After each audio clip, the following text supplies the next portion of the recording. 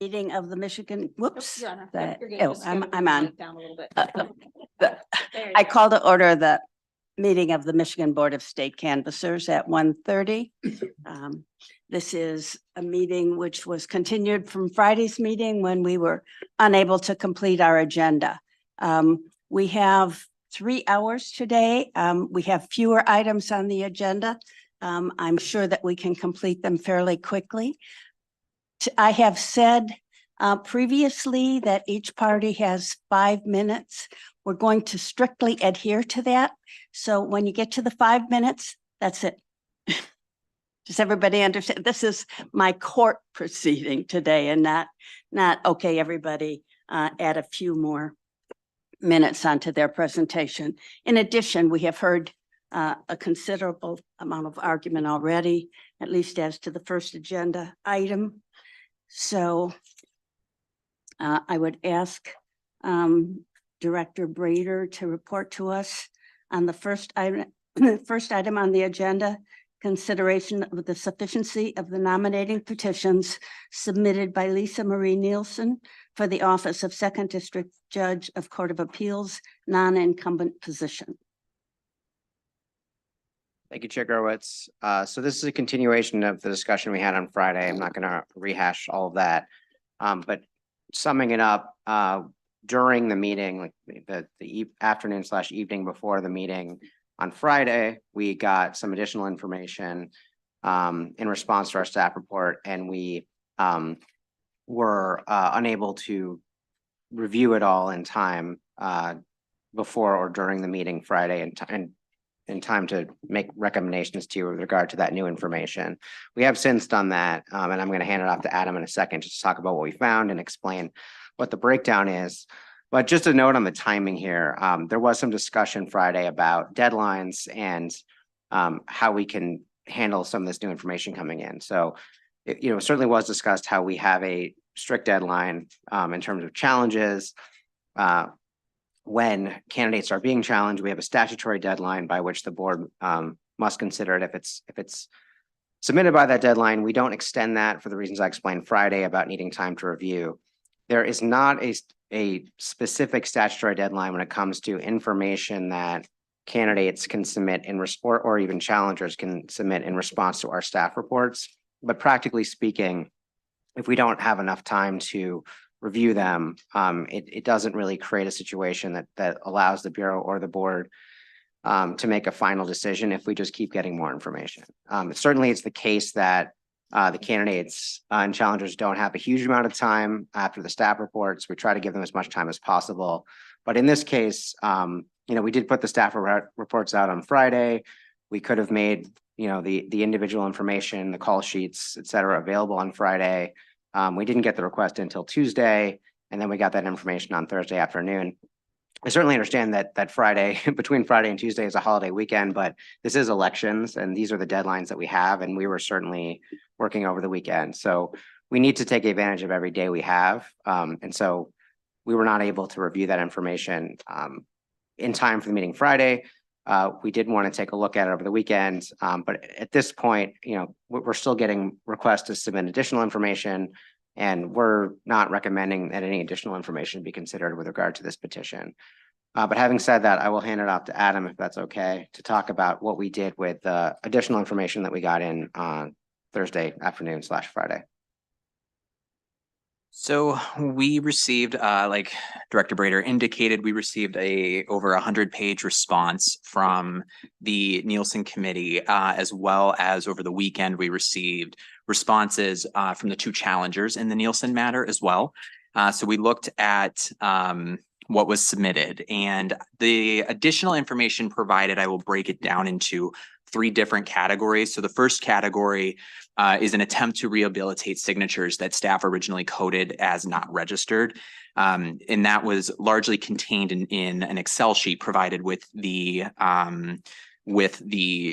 PDF document as well. And it's exhibits 2 and 3 in the PDF document that the board has in the challenge as well. So Exhibit 2 attempted to rehabilitate 53 names they claimed were registered at the address given. Staff accepted 11 of those. In Exhibit 3, staff, they challenge. I'm going to rephrase that, sorry. Exhibit 3 in the rebuttal was attempting to rehabilitate 70 names, and staff accepted 25 of those. Largely with these two, it's similar to other petitions that we had where when we're coding and we're calling signatures not registered, we are not necessarily saying that they are not registered in the state of Michigan, but what we are saying is that they're not registered at the jurisdiction in which they have signed. So again, this was the example we saw last on Friday, where if a signer puts Lansing on the petition, but they're registered in Detroit, they are considered not registered in the jurisdiction provided, and it's an invalid signature. That's different if they are registered within the same jurisdiction, but at a different address. So if you write Lansing 123 Main Street, Lansing on the petition, and you're registered at 456 Main Street, that would be considered a registered voter. So that's category 1. Category 2 were signatures that staff initially coded as IS for invalid signature. The initial coding for these was that we reviewed it. We determined upon our review that the signature did not sufficiently agree with the qualified voter file, with the signature on file. Exhibits 4 through 9 provided different affidavits and emails from the circulators of the petition and not the actual signers themselves. In general, staff has never recommended, and I don't believe the board has ever accepted affidavits from the petition circulator saying this is a valid signature. And the main reason for that is that the circulator doesn't necessarily know whether or not that's a valid signature. We're not saying, importantly, we're not saying that the circulator didn't do it, right? We're not saying that the circulator didn't gather that signature, but at the end of the day, the signature of the voter what is on the petition has to agree with the qualified voter file. Only the voter is going to be able to attest to that, to say, this is my signature. The circulator or another third party is unable to do that. So ultimately, we would recommend rejecting exhibits 4 through 9 and the affidavits that are provided in exhibits 4 through 9. And then the third category is what I would call facial errors. These were signatures that staff initially rejected for circulator errors, for date errors, things like that on its face. So I will break down each of the exhibits. So the first exhibit is Exhibit 10. These were 13 different sheets that staff initially invalidated for a circulator error. And there was an attempt to rehabilitate 116 of these signatures, and staff accepted 39 of those. Exhibit 11 were signatures that staff initially coded as invalid based on date issues. Upon staff review, when we do face review, we look at the date of signing. Staff had initially concluded that the date of signing was an error for a variety of reasons. They attempted to rehabilitate 23 signatures. Staff accepted 2. Notably, in these categories, when we looked at anything that was considered on face initially, that we would have coded invalid, if there's a challenge to that specific signature, staff's usual process is to overlap the challenge and reject the challenge. So in these instances where we had a signature that staff flipped back to being facially valid, staff's next step was to process the challenge, if any. So once staff did that, it also then invalidated some of the signatures that were contained on the sheet because the voter wasn't registered.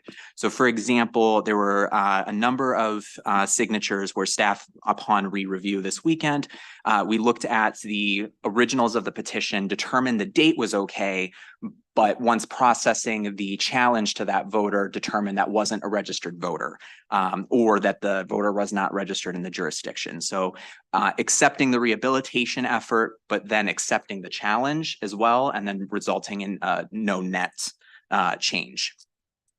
The next exhibit's Exhibit 12. It was an attempt to rehabilitate one signature. It was for staff initially rejected it for a invalid city. This is similar to what I just talked about. And upon review, we determined that the voter was registered at the address provided on the petition, but her signature did not match the qualified voter file. Notably, she printed her name twice on the petition sheet, and that it's not how it appears on the qualified voter file at all. So staff rejected that challenge, rejected the rehabilitation, and then accepted that challenge. So again, resulting in a net 0. The final, next exhibit is Exhibit 13. Exhibit 13 were signatures that staff initially coded for an invalid address. And there were 4 attempted. Staff accepted 2. I want to note in 2 instances when staff originally did face review, our normal process when we have to process a challenge is to create an Excel sheet, and staff in 2 instances coded it as an IA for invalid address. In one instance, it was the wrong line. So on page 413, staff coded line 5 as invalid address, erroneously meaning to code line 4 as an invalid address. So that was corrected, resulting in a no net change. In 2 instances, I reviewed, found the voter at the address provided, determined that the signature did match, and accepted 2 rehabilitation efforts. And then in the final one of the 4, reviewed it and determined that the voter wrote the voter listed Troy on the petition, but was really registered in Oak Park. So that was adjusted, instead of an IA for invalid address, that was adjusted to be not registered, as the voter doesn't live in Troy, or is not registered to vote in Troy. The final exhibit was Exhibit 14. This was a duplicate. It attempted to rehabilitate 2 signatures. The signatures were challenged as duplicates, but BOE actually rejected the challenge upon our review. When we compared the signatures to the qualified voter file, it was determined that they were 2 different people. It was a junior-senior situation. Staff actually rejected one of the signatures because the signature did not match, was the reason it was rejected. It was not rejected as being a duplicate signature. So overall, staff accepted 79 of the attempted rehabilitation efforts, leaving Nielsen with 6,177 valid signatures, or 23 signatures short of the 6,200 signatures required. Thank you for your very careful work, and I know it was another busy weekend for the staff. Nobody has requested to speak on behalf of Ms. Nielsen. Mr. Seltzer? Yes. Okay. I assume you wanted to, but. Okay, would you spell your name again for the court reporter? She also worked all weekend doing a transcript of last Friday's. She needs help. There we go. Seltzer is spelled Seltzer, Philip with 2 L's. And I want to thank the board for permitting us to address the circumstances that have been presented. We did receive the BOA's report over the weekend, and in response to that, and given the tenor of last Friday about the concern over circulator affidavits, we did and have not provided to the board 26 submitted affidavits from signers whose signatures were invalidated because they didn't appear to match the QVF, and these 26 people have attested, no, those are my signatures and I signed it on that date. If we just, there's additional ones, but if we include and you accept the affidavits of the actual signers, then that does indeed put Judge Lisa Marie Nielsen over the top for certification. In addition, we have submitted to you 30 exemplars. With regard to other signatures that was determined from a discretionary look that the signatures didn't match, Mr. Grebner was able to find from his records from the referendum for reproductive rights a couple of years ago. These 30, the signatures that the same people wrote then 2 years ago compared to the signatures they put on the petitions, and they really do substantially match. And we've presented that document to you as well. It may not match from an older signature on the registration, but these signatures are certainly fresher, and they were not rejected with regard to the reproductive referendum rights action. So we think those should also be included. And if you include those, and one of those of the 30 is one of the affidavits. So even though there's 30 exemplars, it's really confirming 29 more because one of them also signed an affidavit. If you include all of those, that's 55 additional signatures that I think now can be determined are in fact valid. And that would put Lisa Marie Nielsen, I think, over the top of 6,200 by at least 23 votes, or 23 signatures rather. And I think under these circumstances, you should, I think, and I believe, and I urge you to vote to reject the BOA's last report and certify her candidacy for Michigan Court of Appeals. As I understand it, is your job, your charge to determine the validity of signatures, to determine whether a candidate should be certified. I think you now have been provided legal documents, affidavits that have been attested to by the signers that show that in fact she has met the legal requirement. And if I understand it, as we discussed last week, until you vote, I believe this record is still open. I know this are last minute things, but we're responding to a BOA report that we just received, the second one that we just received. And that's what we did by preparing these materials for you to help you determine what you need to do, what we believe you should do, which is to certify this election, certify her candidacy for the election and reject the last BOA report. There is more than enough substantial evidence to show that she has met the certification number of 6,200. And under those circumstances, we urge you to do so. Thank you. Mr. Brewer has also requested to speak. By the way, if I could, I don't think I used up my full 5 minutes. After Mr. Brewer, I'd like to maybe just have a brief comment. Thank you.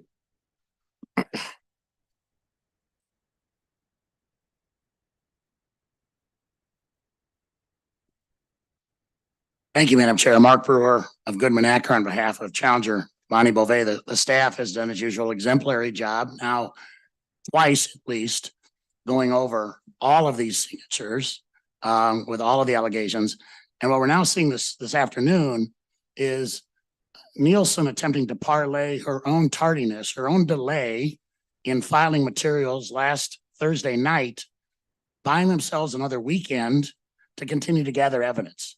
Nobody has ever gotten a third bite at the apple before this body. Talk about due process. It's unfair to the challengers, among others, to continually get and have the Nielsen campaign come back again and again and again. The door is closed. The staff has done its job. The Nielsen campaign is short. Their remedy from here is to go to court, like any other dissatisfied party in front of this body. So I urge you to accept the staff report, put into this matter, and Nielsen can pursue her remedies in court. Thank you. Briefly, I think based on the discussions that we've had Friday and today, the law does not mandate that the record is closed until I believe there's a vote, until you decide that it's closed. And it hasn't been closed yet. And you have now the information that you need, I think, to make an informed decision on her candidacy. You have the attested to affidavits, which is sufficient in itself, I think, to bring this over the line. And I would say this, since we're only talking about a couple handfuls of signatures here, that it would be really a shame to decide this based on the discretionary call of a mismatched signature or whether a 4 looks like a 9 or a 1. I think when it's that close, the public policy of the state is to give access to the candidate to the ballot and let the citizens decide. You And we had hope your, that you would do it. Thank you you. had your opportunity. Thank you so much. Do people have questions or members have questions for either Mr. Brewer or Mr. Seltzer?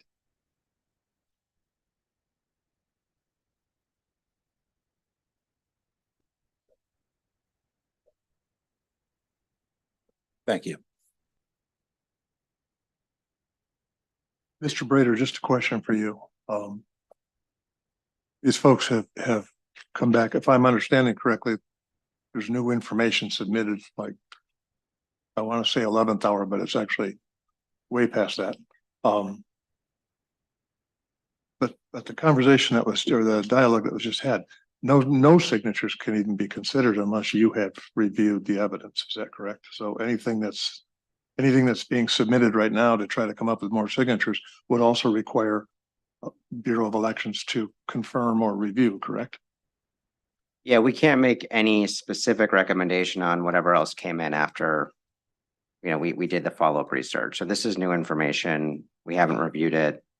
So we'd have to look at several things. We'd have to, obviously look at these affidavits. We'd also have to determine whether the reason for rejection, we'd have to first determine if these are actually ones that we rejected. And then we'd have to determine if the reason for the rejection was a mismatched signature. And so long story short, we haven't reviewed it, so I can't tell you anything. Staff can't tell you anything about what these affidavits are or what they would show. Director Brader, I think you did say that when the revised staff report was sent out last night, but when was it sent out, Mr. Fracassi? Sent out approximately 7 o'clock. Give an hour or so. Around 7 o'clock, I believe. Last evening. Last night, yes. And the parties were advised that no further submissions would be accepted. That is correct. It looks like the timestamp on the email that we have is 6:38 PM. Yes. Thank you. You're welcome. Discussion.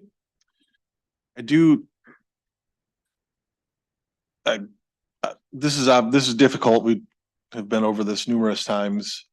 It's oftentimes, liken it to losing in triple overtime as opposed to getting blown out 12-0 in a game. At least when it's 12-0, you got time to prepare your emotions. So being 23 short, that's unfortunate, but I think the staff has done an incredible job responding to the information and providing as much time for both sides to participate. So I'm comfortable with what the staff has determined at this point. I'm obviously, if the folks who are here on behalf of Ms. Nielsen believe otherwise, they can go to court and have a court look at this in terms of our decisions. I do want to say that the info from Mr. Grebner, though always appreciate the information, I would have a real problem entertaining any kind of response, a challenge or response to a challenge that seeks to utilize some other signature form that's not the QVF.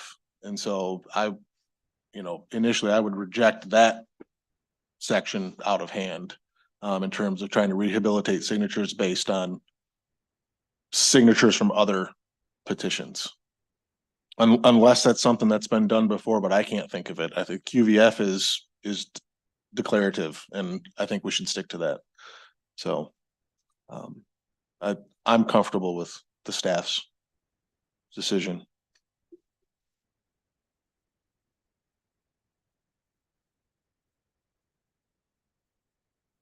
I agree with Tony on sentiment of that, but I have a question for Director Brader. And obviously, we talk about timelines and we talk about, I don't really want to bring up the rule word again for all of us, but isn't this more a procedure? And the question I would have is, does that fall under the purview of the board when it comes to procedure? In terms of Like decide setting the timeline, what is accepted and not, sorry, I'll put my, I know that Yeah. being on this board for the time I have, coming into a meeting, being handed information, not just here, this is not the first time. It's been on initiations, on constitutional amendments, it's been on other things that we've had. But we don't have time to look at it. We don't have time to look at it to give it enough. Okay, I'm forgetting my word I'm using. To give it its due. If you hand it to me right now, it's not gonna get what it should have. It should not get the I don't want to say respect, but it doesn't have we don't have the time to really go over it if it's handed to us right now, as compared to when it should be turned in that time frame. So I hope you understand what I'm trying to get to on that one. I think so. And I don't know if I'm the right person to tell you what the board has authority to do. Or do I need to put that to Eric and to Heather? I guess I'll answer just the non sort of legal aspect of it procedurally. I mean, I do think however the board determines these things, I do think that it would be beneficial to have a more fixed cutoff where where the board is just not going to consider things after a certain date, because this can happen, this can continue to happen where we just have a cascade of more information. So at a certain point, we have to have a cutoff. I don't know do you want to weigh in on the legal side of it, Heather? In terms of what, maybe not. Sorry, Heather. Sorry. That's all right. Sorry. Adam, I had chatted briefly before the meeting, so I think as far as the practice of the board, I mean, we have set deadlines for things through a motion and a vote. I mean, you have done that before. It's also something we could explore, whether the generic rulemaking authority under the APA that applies to all bodies for making sort of rules of practice or procedure before you is a vehicle to actually do rulemaking. I don't have an answer on that today, but it's something we could look at. Thank you.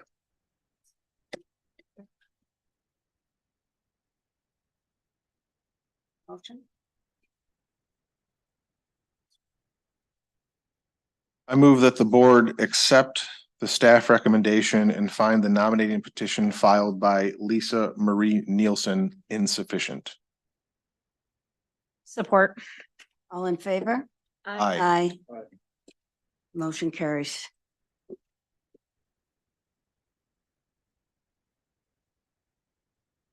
Item 2 on our agenda is consideration of the sufficiency of the nominating petitions submitted by Sherry Cochran Frame for the office of Fifth District Court Judge, non-incumbent position. Nobody has asked to speak to this matter. Director Brader, can you? Sure. This candidate had to submit 600 valid signatures. Frame submitted 690. We conducted face review. 678 were facially valid. There was a challenge that was challenging petitions on various grounds, including cross-out signatures, empty lines, abbreviations of regular to reg. But we determined that, well, first of all, some of these challenges were not legitimate bases for challenges.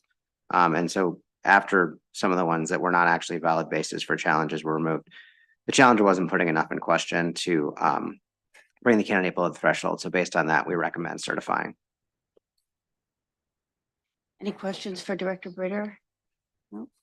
And no request to speak. Do we have a motion? We'll make a motion. You reaching for the, I was gonna do it, but you got it. did you? No, you called it out, so go ahead, Richard. All right.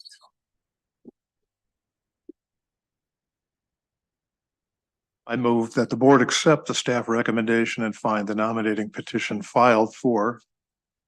Make sure that I have Sherry's name correct here. Is it Sherry Cochran Frame? Sufficient. Support. All in favor? Aye. Aye. Motion carries. Item 3 on our agenda, consideration of the sufficiency of the nominating petitions submitted by Joe Barone for the office of 35th District Court Judge, non-incumbent position. What can you report to us on this, Director Brader?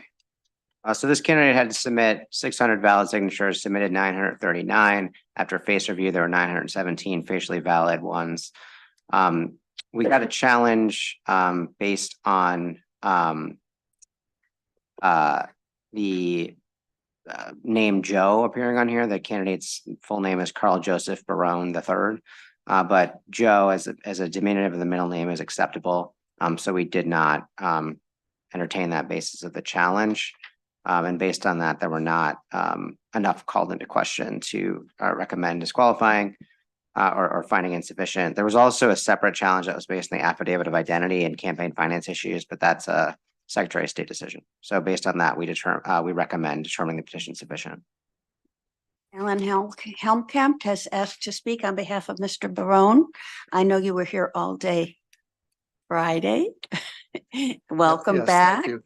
Um, Alan, A-L-A-N, Helmkamp, H-E-L-M-K-A-M-P. Thank you, Madam Chair. Yes, I was here all day. I'm here again, mainly in case the challenger was here. They're not. But since I've come twice, my client probably would appreciate that I at least say thank you to the staff and we support their recommendation. Thank you for being brief. Any discussion? We have a motion. I move that the board accept the staff recommendation and find the nominating petition filed by Joe Barone sufficient. All in favor? Aye. Aye, the motion carries. The next item on the agenda is consideration of the sufficiency of the nominating petitions submitted by Maria Ruggiero for the office of 35th District Court Judge, non-incumbent position. Thank you, Chair Growitz. And to the previous speaker, I apologize that you had to be here all day Friday. We tried to get everything done, but I'm sorry we couldn't get you in. And also to this candidate, Ruggiero and her team, I know they were all here yesterday, so I'm on Friday. So sorry we weren't able to get you in. And I appreciate you sticking it out. I also want to apologize for butchering this particular candidate's pronunciation on Friday. Try to do better today. So this candidate had to submit a total of, sorry, I'm just pulling up the staff report, 600 valid signatures. There were a few separate issues with this candidate's petitions that combined to make it a little bit complex. So one is the incumbency designation on the heading. And the other was the total number of sheets and signatures that were filed. So when it comes to the incumbency designation, in this case, when the candidate started circulating petitions, this was an incumbent position. But as of March 25th, by the end of the day, March 25th, the incumbent did not file an affidavit of candidacy, and it then was redesignated as a non-incumbent position.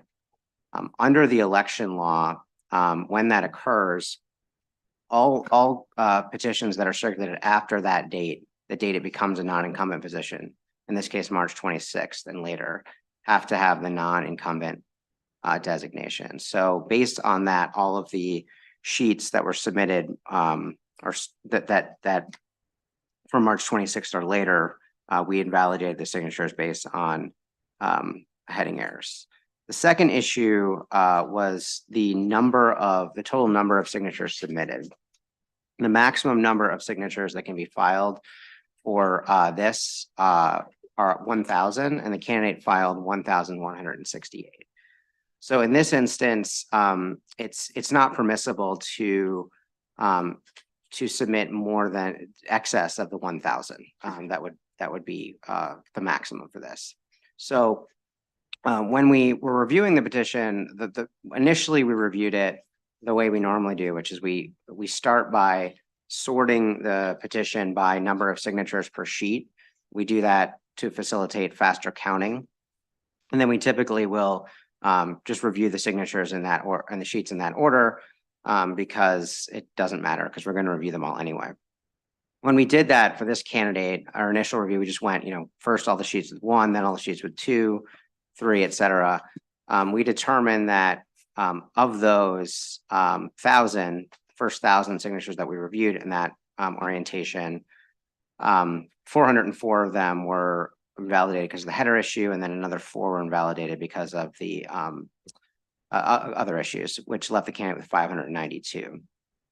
So we looked at that and we thought that we should perhaps look at it again because we wanted to make sure that because we could only review 1,000, we wanted to determine basically the most objective way of determining what were the quote unquote first 1,000 that we could review. And what we thought made the most sense in this instance was to go to basically sort the sheets by circulator date and look at the first 1,000 signatures on sheets in order of circulator date, basically doing the best we could to approximate the order in which the signatures were submitted. So when we did that, when we looked at the sheet signatures on those sheets, the candidate actually had a lower validity rate in that. And that when we found that the candidate had 564 valid signatures, in that case, that 432 of the signatures had that header issue with the non-incumbent, and then there were another 4 that had other issues, which left the candidate with 564. So based on that, we recommend not certifying or determining the petition insufficient. We did get a response, and this is part of the reason I didn't think we could get this in on Friday, because there are a couple of different legal arguments. I wanted to make sure the board had time to hear them.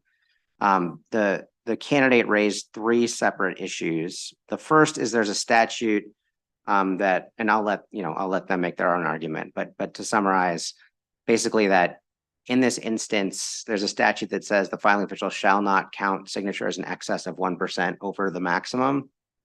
I would defer to the AG's office on what that statute means and to the extent to which it's still applicable with some newer statutes. But in any case, we don't view that as requiring us to count more than the maximum of 1,000, and we wouldn't recommend doing that because we wouldn't essentially reward filing in excess of the maximum. The second issue raised was, I'm not sure I'm doing these in the right order, but the second issue raised is that the candidate argued that signatures that were dated voter signature or petition signer signatures that were dated March 26th should actually be counted. And they're pointing to a date on our judicial designation memo that we put out that was dated March 27th. We don't agree with that for 2 reasons. One, because the election law actually says it's based on the date, the deadline for the office becoming a non-incumbent position, not in terms of when we put out a memo. And I can defer to Adam or the AG's office to point you to that. But the date, the date in statute refers to the deadline for the office converting.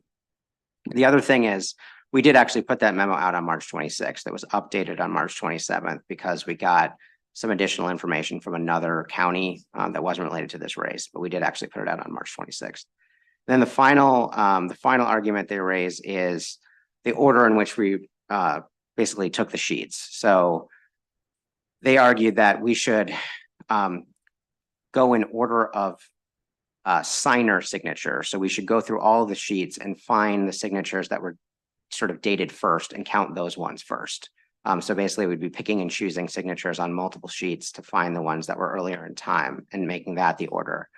I think the order we did it is the most objective because if you're looking at just trying to select the first 1,000 they submitted, I think the submission is really based on the sheet, and that's based on the circulator date, as opposed to the order that people sign these sheets. If you submitted only sheets with one signature on them, I think then you could look at it that way, that they're sort of submitted in order of voter or in petition signer signature, but just the practicalities of how these are actually collected and submitted. The quote unquote first 1,000 signatures in our view are most objectively the ones with the earliest circulator date order. We're not trying to put a thumb on the scale either in terms of finding the earlier or later signatures, in terms of trying to help the candidate or not help the candidate. But we just think the most objective order is the circulator date. So we don't agree with those, but obviously we'll hear from them to make their case. But based on that, we recommend determining the petition to be insufficient. Do you want to add anything? Peter Rudell has requested to speak to this issue. 5 minutes, Mr. Rudell.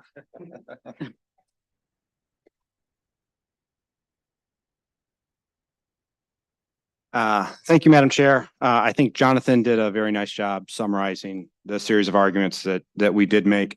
I think you do have everything in your packet regarding this. A couple things that I'd like to state, right? After the staff report was issued, we re-verified for the 3rd time the petition signatures. We submitted 678 petition signatures on or before March 25th. And we validated 627 of those as valid in the QVF. Of those 627, we believe that they are indisputably accurate, and the headings on those petition sheets are indisputably accurate. As Mr. Brader alluded to, the simple issue here is in which order should they count? And there is ample precedent in the Michigan election law to determine that The first in time signature is what matters. And we believe that is what you should consider, and that's how you should count this. There's also ample evidence in the Michigan election law that each petition signature stands on its own. The sheet itself is not what is binding. It is the petition signature that stands on its own. And I'd point you to section 544C6. Doing any order in any other way is quite frankly arbitrary and capricious. You could throw the petition sheets up in the air, pick them up, stop at 1,000. I understand why the Bureau has chosen the two methods they did. They're obviously for ease of administration and, as Mr. Brader said, trying to make it as fair as possible. But from our perspective, first in time is the standard in Michigan election law, and that what should be counted. For example, the methods that were chosen invalidated, we believe, based on the analysis, petition sheets with 10 signatures on them because they were ordered last in time. The same thing happened based on the circulator's attestation date. It is the point in time when the circulator attested it that was used as the organizing method. The petition manual, page 33, provides guidance on how a candidate must submit petition signatures. There is no guidance on order. It is just simply submit them. If there was an organizing method that the Bureau was using, it should have been identified in that particular manual. And just to close with the sentiment that Mr. Hauskamp used last Friday, it is the goal, or it should be the goal, to err on the side of finding the petition signatures. We believe there is a maximum, whether it's 1,000 or 1,010. We can argue about that, but we believe we submitted 627 valid petition signatures on or before March 25th. And I guess the last point I would raise is the issue of the March 26th memo. We believe that there is 21 signatures that were submitted on March 26th, which we believe should be counted as well. But we've included that in our written materials, and I won't belabor that particular point. Are you Mr. Brooch? Yes. Thank you.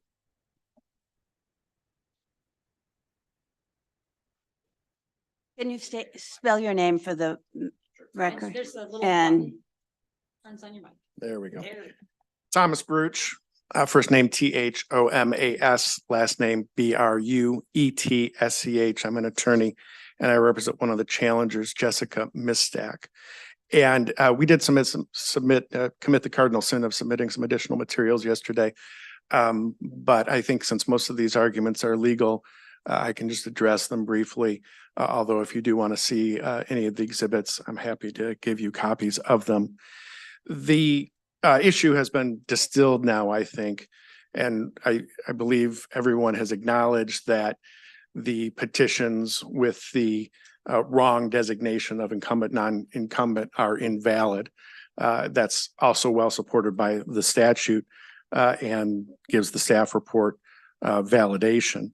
The deadline here was March 25th for the conversion of the petitions. That's the statutory deadline.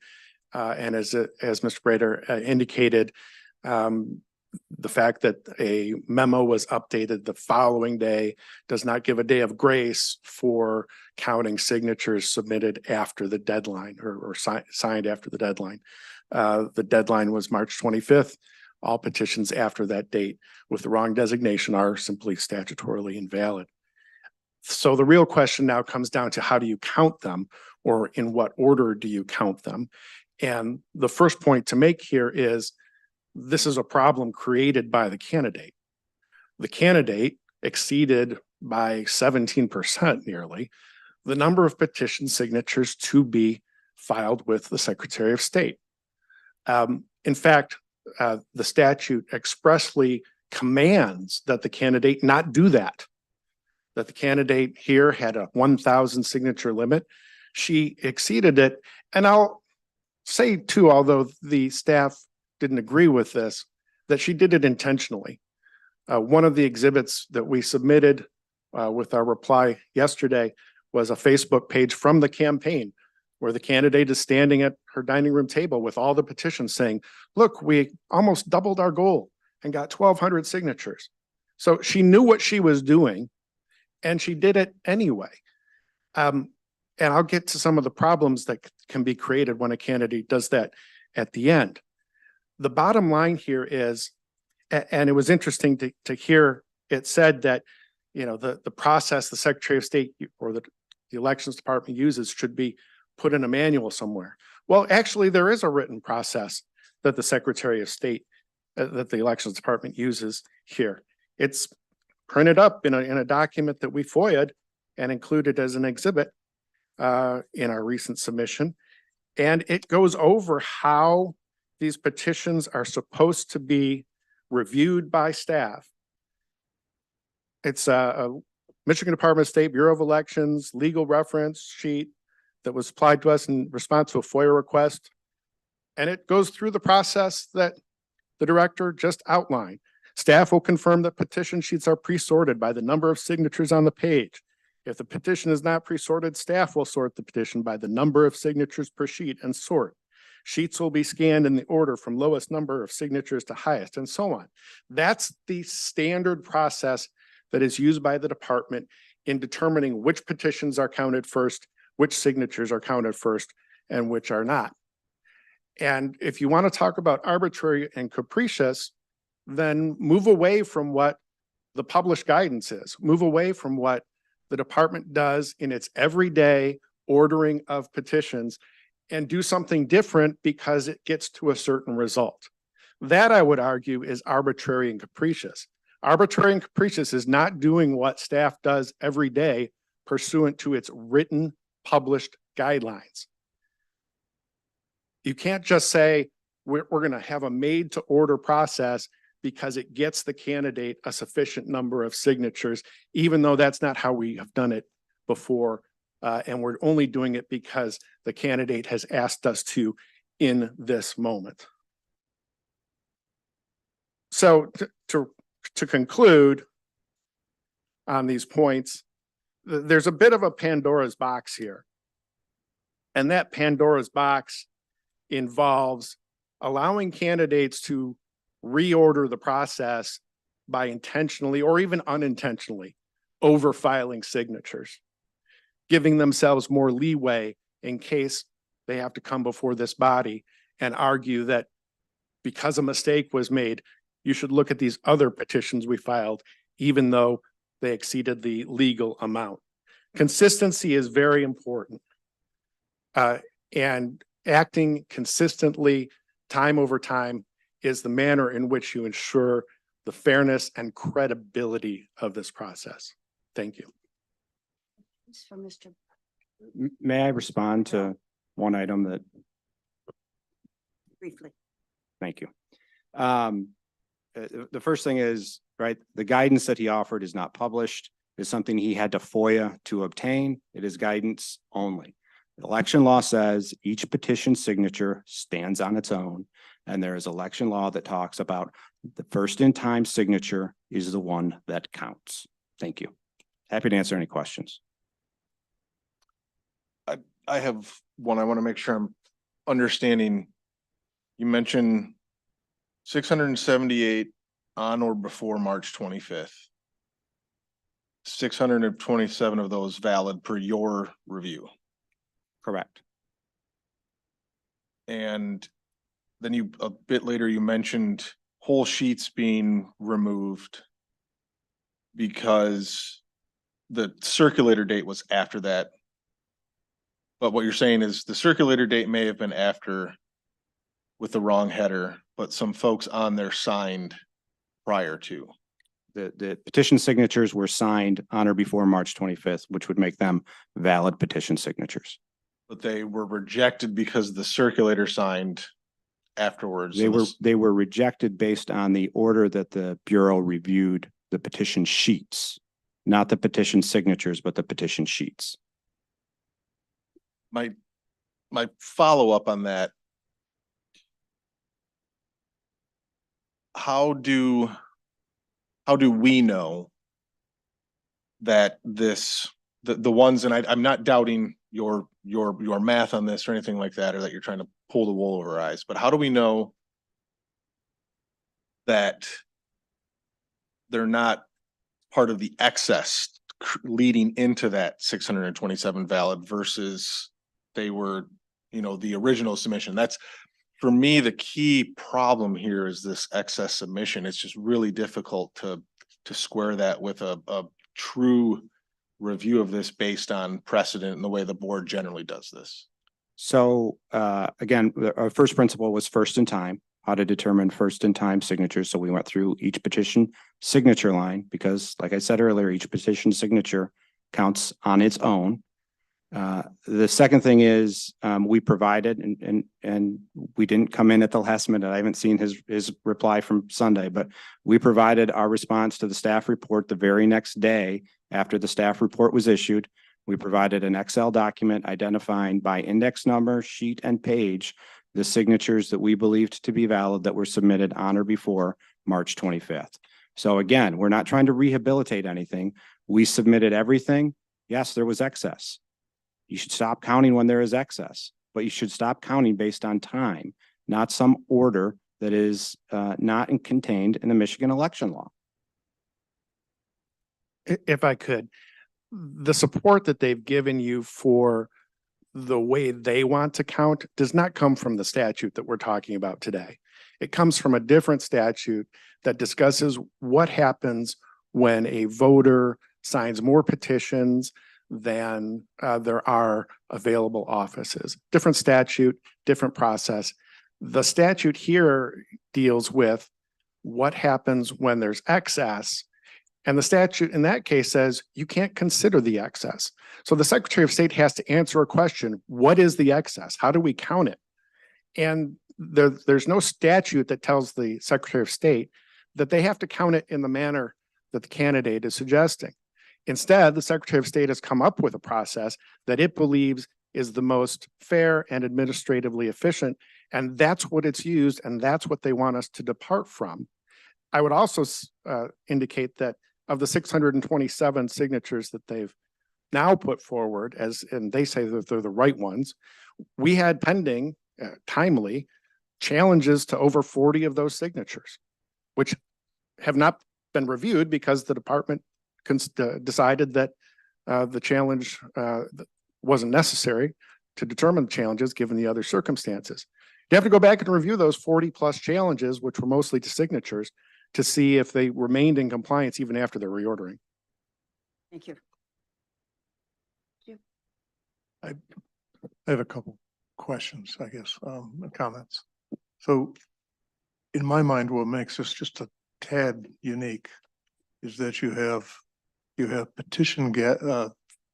petitions being gathered. You also have a process where part of this campaign was incumbent and part of it was not. And so when petition signature campaigns are run, a lot of times you get a lot of people together and they all get excited and they all grab a bunch of sheets. Most of the candidates I know of, and probably you too, don't even know who's got the sheets. And so there's a complication there that makes this one just a little bit interesting. But the second piece of that is, I also have been involved in enough campaigns where I take a signature sheet home and I'm all excited and I get my wife to sign and I might get my son to sign, but then tomorrow I'm not as excited. And it might be 2 weeks before I show up at a meeting and say, oh yeah, I've got to get these signatures in. A candidate called, we've got to turn them in. I've got an old sheet. The date has changed. That's a highly technical thing. My question is that I understand how the Bureau of Elections had to make a choice as to how to evaluate which signatures, and I understand the argument about surplus signatures. But if every sheet were looked at, if every signature were looked at, and the date that elector signed it were taken into account, would you have 600 valid signatures?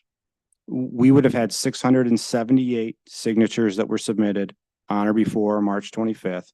Based on our third validation of these, we believe we would have had 627 valid signatures. So in excess of the minimum number required. Mr. Brader, could you tell me why my reasoning is wrong? And I understand there's probably a whole bunch of things here, but not the least of which is looking at every single elector signature as part of the review.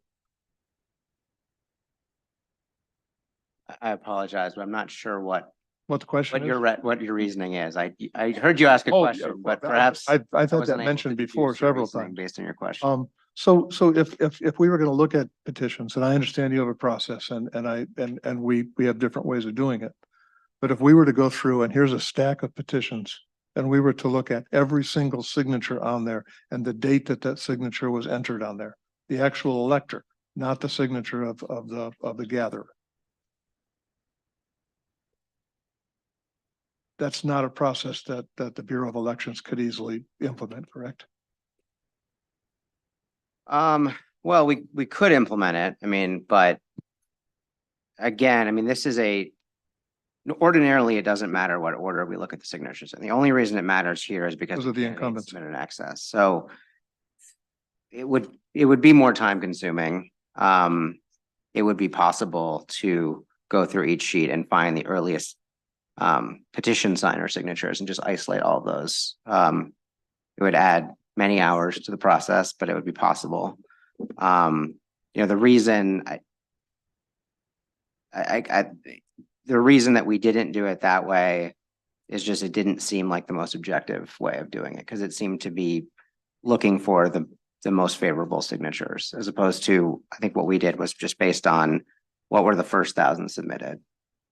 And I'm not, please understand, I'm not criticizing your method at all. I'm just trying to parallax what. Sorry if I could add, I actually don't know. I mean, if we had done it that way, I don't know whether we would end up with 600 or not. I mean, facially valid, there was a pretty high, well, I guess I don't know what the facial validity rate would have been because once we determined it had the wrong incumbency status, we didn't look for other face errors.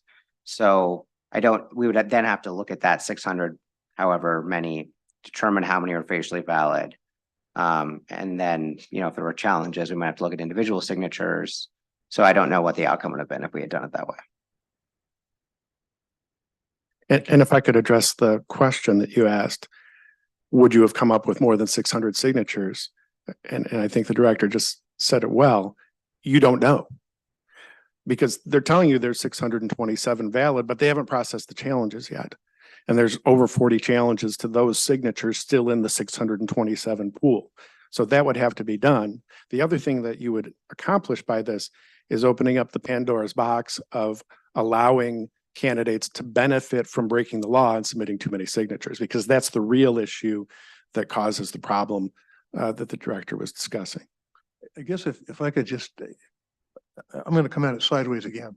This is a really unique piece here. You've got a candidate who was legitimately trying to gather signatures in a very complicated technical situation where if a judge becomes an incumbent or decides he's not going to run, something has changed in the middle. And I have to tell you what, that has to weigh in here too, I think. It would if you weren't bound by this strict construction statutory regime, because the statute absolutely says that if you don't change, if you submit petitions after the deadline and they have the wrong designation, the statute absolutely says you cannot consider them. There's not really a question there. And so while I agree with you that it's a complex process, that the candidates have a lot of law to navigate and they have to do it in strict compliance with the law, and that's what this board discusses all the time, consistency, strict compliance. The statute, which I can read you. You can read it, but the date of the individual elector, that if I sign this on the 1st of March, when I signed it, it was good faith that this was an incumbency. I, as an elector, if I signed it on the 1st of March, I was legal, I was valid, and the process that was being followed was valid. Sure, and then you have that was a yes or no question. That is a yes, but you also have all the other petitions, 400 or 500, that were signed not in compliance with the law. And so the Secretary of State's office has to determine which petitions do I count first. But And the reason that I'm not exists is talking about because you broke the petitions, law. I'm talking about individual electors, individual signatures, okay? Sure. So forget the petition sheet for a minute. Let's just stay on the individual voter out there who's making a decision on Ms. Reggirello, whether they want her to be a candidate or not. And it's the 1st of March and they sign. And the petition gatherer doesn't even look at getting another signature until the 28th of March. Okay. that signature that was made on the 1st of March, I'm arguing is still valid, still legal, and still exactly what we should be doing. And I think that if your issue is there are different signatures on on the same sheet, one dated before, one dated after, I'm not sure that's the issue here. I think what the issue is here is you have a candidate who submitted some signatures in compliance and some signatures not in compliance, but she also submitted way too many signatures, an illegally high amount of signatures. And so do we just disregard the statute, or do we enforce a neutral way, a procedural way that has been done before and will be done again, I presume? Do we ignore that and allow a candidate who intentionally or not decided she was going to give us 1,200 signatures? Well, question for you. Out of that 1,200 signatures, and obviously you've got a couple hundred of them more than she was supposed to submit, correct? Right. Were those the signatures that were done before the incumbency, or were those the ones that were done after? I'm Was the sorry, I don't excess, understand your were, question. were the excess signatures the first signatures gathered, or were Depends- the excess signatures the last signature? Depends how you count them. I'm sorry? It depends how you count them. It depends how you decide, how Yes, the it does. department decides based on its And procedures. I totally agree how with to you. It count them. depends on who counts them. It No, depends how on they're counted, How not you count them. who they count. Depends on how you count them. It is exactly how you count them. And so so if you're a candidate who follows the law and only submits no more than 1,000 signatures, you don't have this problem.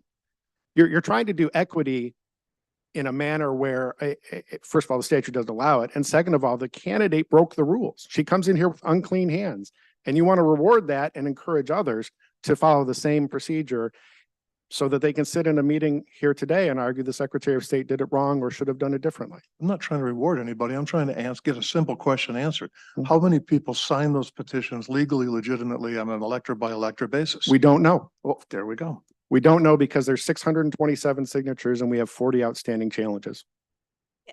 Let me ask you a question, Mr. She never changed to the status, right? I mean, it didn't matter what the Bureau of Elections said, whether they said it on the 26th or the 27th. The headings were never, petitions the headings were never updated. You're correct, Madam Chair. right. So you're not suggesting that she relied upon the date when the Bureau of Elections issued its Correct. letter, right? May, So, may I respond to his 627 and 40 outstanding challenges? Because I think Right. there's a little math issue here. the candidates are directed to watch to see whether the incumbency status changes, are they not? They are.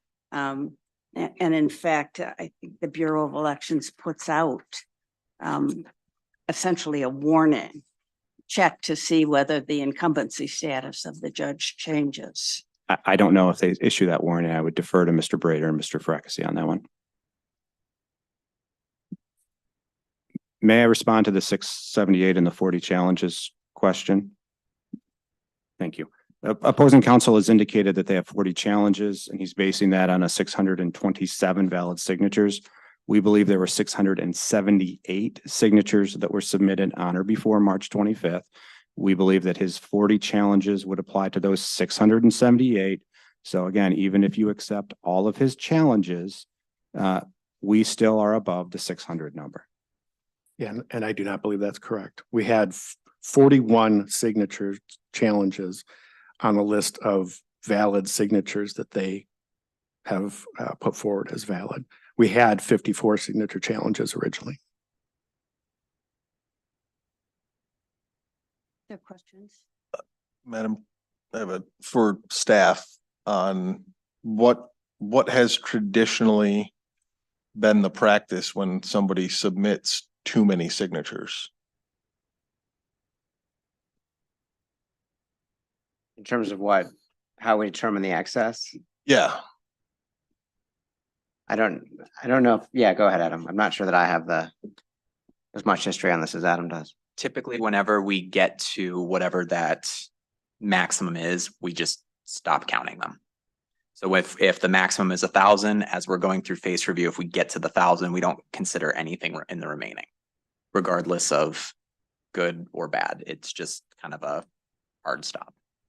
and if I recall correctly, the information you've processed for us, in light of this situation, you did change that up a little bit and look for submission date, correct?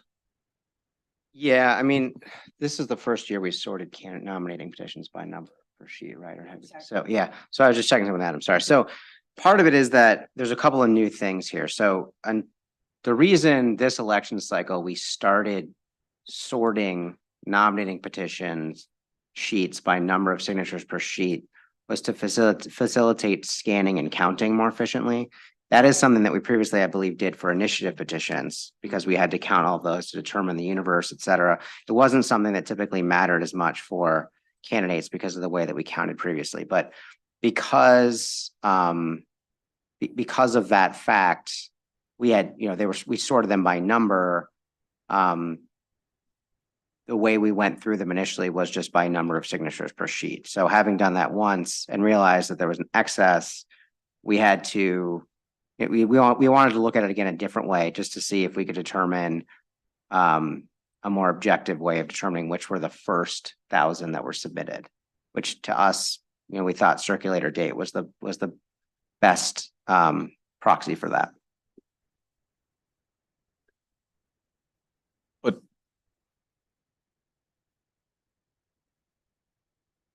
not to get really in the weeds and derail us, there's ultimately no true way of determining which were the first 1,000.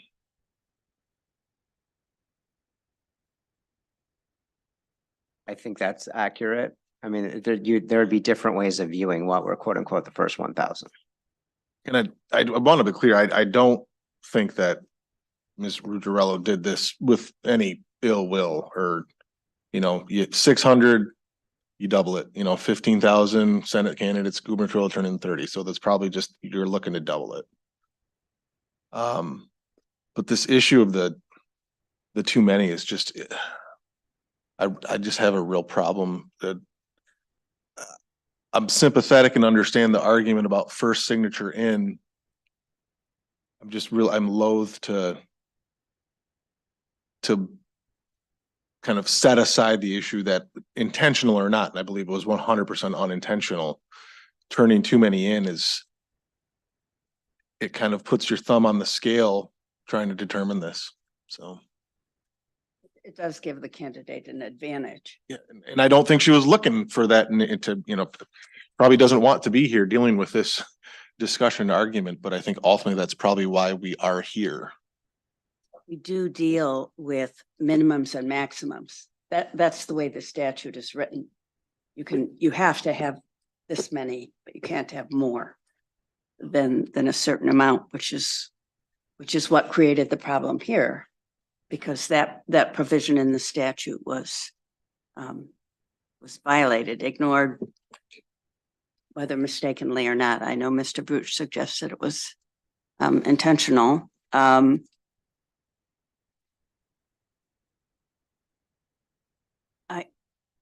way that in my mind, the way that the Bureau did it, the two different ways they did it made sense.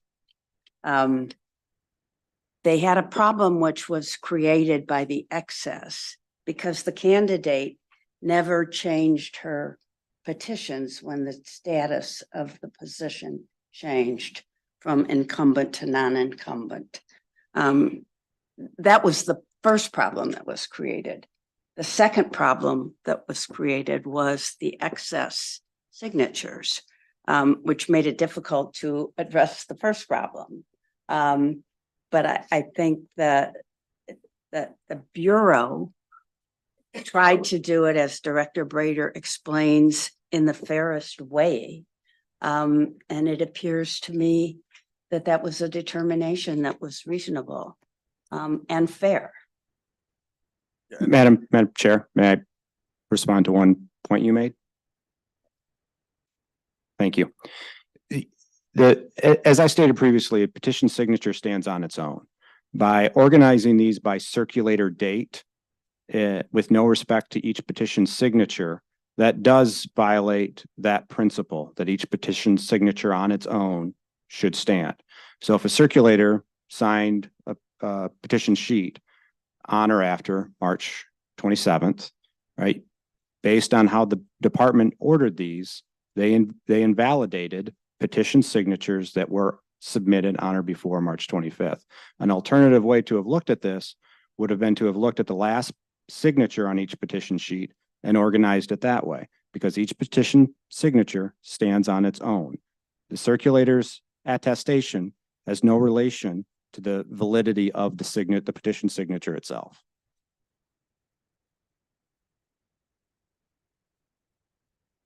Can I ask a legal question?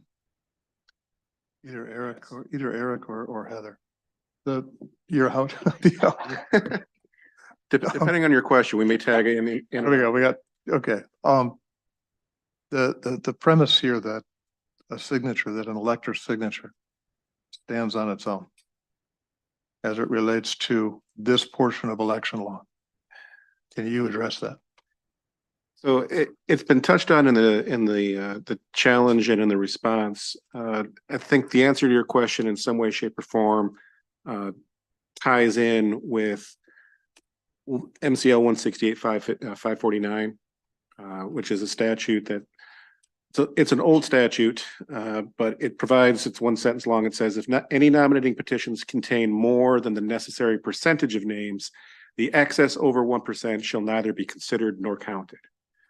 Now, the thing that stands out most in that sentence is the use of the word necessary percentage, which is unusual because 544F, which provides for the minimum and maximum number of signatures, doesn't provide for a percentage. It provides an absolute number. This is the minimum, this is the maximum. So the language of the statute is a little unusual. That requires some interpretation. No court, as I'm aware, has yet looked at it. However, there was a Michigan Attorney General opinion from 1912. So we are reaching back more than 100 years, but that opinion is only 3 sentences long. And so I will read it here. Dear sir, I have your communication of May 21st. You ask if a petition which contains more than 4% of the enrolled voters is thereby invalidated. In reply thereto would say that I am inclined to think that an excess of names would not invalidate the petition. I may say, however, that it is unlawful for any candidate to procure more than 4% of enrolled voters upon nominating petitions. So between 549 and this Attorney General opinion, we have kind of this range between 1% and 4%, which is oddly specific. But that makes sense when you look back at the statutes that were in place at the time, which 168-543, which was repealed in 1966. But it provided that to obtain the printing of a name of a candidate of any political party for, in that case, a city office, under the political party, the particular party heading on the official primary election ballots, ... they may submit equal to not less than 1%, no more than 4% of the number of votes that such political party cast in the said city for Secretary of State in the last preceding election. So that's where we're getting all of this percentage reference to, is the idea that once upon a time, that's how we used to determine the official number of signatures. We have gone away from that now under 544F, which provides the specific maximum. However, it is still in the 168-548 is still a statute that also provides that it is unlawful for any candidate to willfully and intentionally procure more names upon nominating petitions than the maximum number prescribed in this act. So although the maximum percentage isn't a thing anymore, and so 549's application is somewhat murky at best, it is still a thing that you cannot submit more signatures than the maximum provided for in the statute. And it's possible that if I were the absolute first Michigan voter to sign that petition, the second that it was offered, I could actually be part of the group that was over. Depending on when they were submitted, yeah, because it comes down to, as was stated here, it depends on how you count the first one and when is the last one, because as Adam pointed out, once you get to 1,000, you stop. And that is important to begin, where do you start at 1 and when is the 1,000? That's the part I keep getting stuck on, is if there were more than 600 valid electors who signed this before the cutoff, not before the end of the campaign, but before the cutoff. Now there is a risk. Oh, sorry. What I read the staff report is saying is that the conclusion that you're drawing cannot be made because once the staff determined that there was an insufficient number of signatures, they didn't process all of the challenges. And that's explicitly there so that, and the reason that they didn't process them to determine whether, those numerically first ones were valid was because of the other problems created by both the failure to change the incumbency status and the excess signature. So where you stop, somebody asked me about that question recently, what happens when you have too many? And you have to stop counting at some place, right? And the Bureau stacks these up in a particular order and stops counting when it gets to the max. And that was the explanation that Director Brader gave, but I don't think we can say that there were 500 or more than 600 valid signatures because the validity of some of those signatures was challenged and not resolved. And the thing that makes it interesting at all is that the board, for the fact that you had a split petition period, we wouldn't have any of this discussion. We would But simply. that happens, that's not uncommon in the law. The law is really specific about what you do with incumbent or not. We have another one which we're considering where the candidate did not specify correctly which position she was seeking. Somebody described this to me as the Incumbency Protection Act, which I think it probably is, but it is something that judicial candidates have to be really aware of, particularly, if they're not running for a position, which is an open position, they have to know whether the person that they seek to run against or whether an office that they're seeking is occupied by an incumbent or not. And they have to, they should look at the filing date. And the Bureau of Elections does make that clear to them. And this candidate, did not look at the filing date and never never changed the designation. So there are, I'm sorry? And the candidate was notified. I can't speak to whether the No, candidate was notified. The Bureau did post something on their website. Right. I can't comment whether the Right. Yeah, it's not the Bureau's obligation to, I think at that point, the Bureau doesn't even know who's circulating and what. Sure. Although the candidate can, at the time that they start filing, they, I believe, do ask for clarification. Is that not true? About the incumbent or non-incumbent status of that position? Or the Secretary of State puts out information.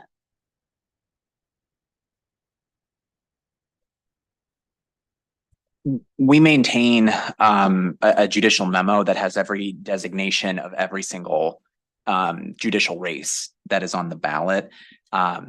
And that gets updated as we become aware of resignations, appointments. We coordinate with the State Court Administrative Office, I had to think for what SCAO stood for, on everything with that. So that gets posted on our website as part of to detail what the designations are.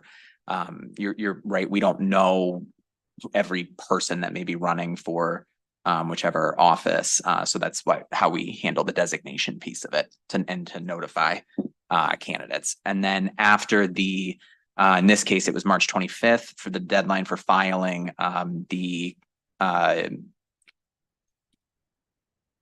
blanking on the name of the affidavit for the incumbent affidavit of candidacy. Thank you.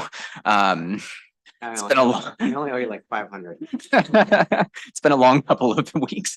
After the deadline on March 25th, we do put out a redesignation as well to say these are all of the offices that an incumbent did not seek to file re-election, and then switching it from incumbent to non-incumbent.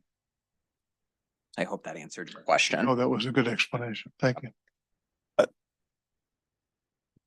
Yeah, I mean, I think we've pretty thoroughly explored this, right? I mean, we rejected a young woman at the end of Friday for not putting a number in there.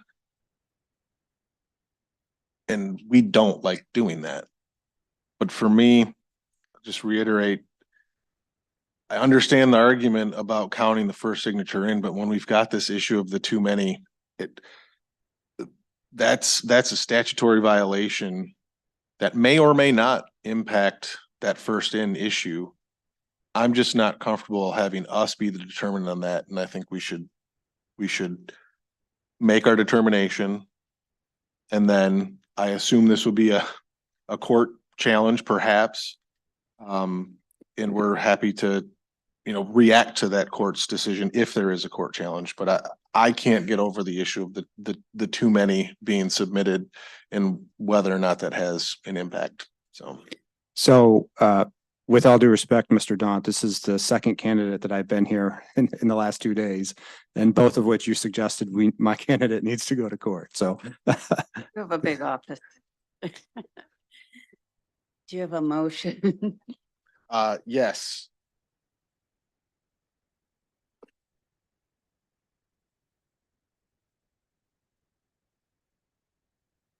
I move that the board accept the staff recommendation and find the nominating petition filed by Maria Ruggiero insufficient. Support. All in favor? Aye. Aye. Opposed? You know what, just because I love to be different sometimes, I still think the elector counts and we don't know that answer and I have to vote nay. So the vote is 3-1 to find, Still passed. yeah. 3-1 to find the petition insufficient. The next item on our agenda, if I can find our agenda, okay, is consideration of the sufficiency of the nominating petitions submitted by Herman Griffin for the office of 36th District Court Judge, non-incumbent position. So we began the discussion of this one at the end of the day on Friday. We had determined that enough of the signatures on this petition were invalid. Just pulling up the staff report, sorry, mostly because the individual was not registered, but for other reasons as well, to bring the candidate under the threshold of 2,000 required. The candidate submitted some information very early Friday morning, I suppose, which we weren't able to review in time for the meeting. So we, similar to the Nielsen petition, did take a look at this over the weekend, and Adam has a breakdown of what we found. So I'm gonna go over some of the background as well to try to help explain some of the confusion that happened. So so we first received the like Director Brader indicated, we received information early Friday morning and essentially raising confusion as to what was rejected and what wasn't rejected. So typically when we do face review and we process a petition, we don't do a line by line breakdown automatically like we do for a challenged candidate. We count the numbers up and code appropriately and have it that way. In this specific instance, when staff was going through, there were several sheets identified that showed clear indications of fraud, and Bureau staff, as always, asks for assistance from other folks to help process petitions during this timeframe. And this was one of the ones. So I had asked a different section in the department that had access to the qualified voter file to go through and take screenshots of the signatures from the QVF and provide them to me. Typically, when we are comparing signatures for petition purposes, it is senior staff that makes the final determination as to whether or not a signature is determined to be a match to the qualified voter file versus not. So that's why I had them all come to me. And the candidate requested, as part of a FOIA request, a line by line breakdown. So these sheets were provided to the candidate with the qualified voter file signature redacted. And the reason for that is because legally under both state and federal law, we are not allowed to release the qualified voters file signature. I think we've had extensive discussions about that before, so I won't belabor that. When the Word documents were released, it represented parts of the signature, it represented part of the petition that contained signatures that needed a further examination to determine whether or not they matched. It did not encompass the entire universe of what would have been rejected, and it did not encompass a line by line. And some of the folks that were comparing the signatures may have given initial comments to say that it matched or it did not match, but ultimately, again, it was senior staff that determined whether or not the signature matched in this specific instance. So we then come to the board meeting, and because of all of the understandable confusion as to where the numbers came from, what we ended up doing this weekend was actually creating an Excel sheet and coding everything line by line to try to address some of that confusion. During that process as well, we also went through and re-reviewed every single thing that we initially rejected to double check, essentially, to see whether or not, did the signature not match? Was the error justified in any way? We treated what was provided on Friday morning, we treated that as an attempt to rehabilitate and went through everything one more time.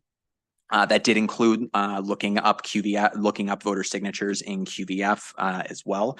And ultimately, we did reverse ourselves on a number of times, mainly in the date category. But even in those instances, we still reviewed the qualified voter file to determine whether or not it was a registered voter, as was consistent with our practice. So ultimately, we reversed the initial call of invalid 31 times. And I also reversed an original call of facially valid to not registered. So it resulted in an overall net increase of 30 signatures. So the final numbers based on the supplemental review, make sure I have the right one. The total number of signatures filed were 2,336. There were 254 determined to be not registered. There were determined to be 108 signatures that did not match the qualified voter file. 39 had an invalid date and 1 had an invalid city provided, and for ultimately 1,934 signatures that were determined to be valid, 66 short of the 2,000 minimum.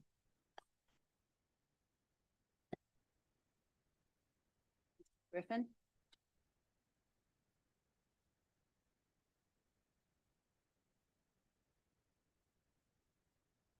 We're not taking any additional evidence of that.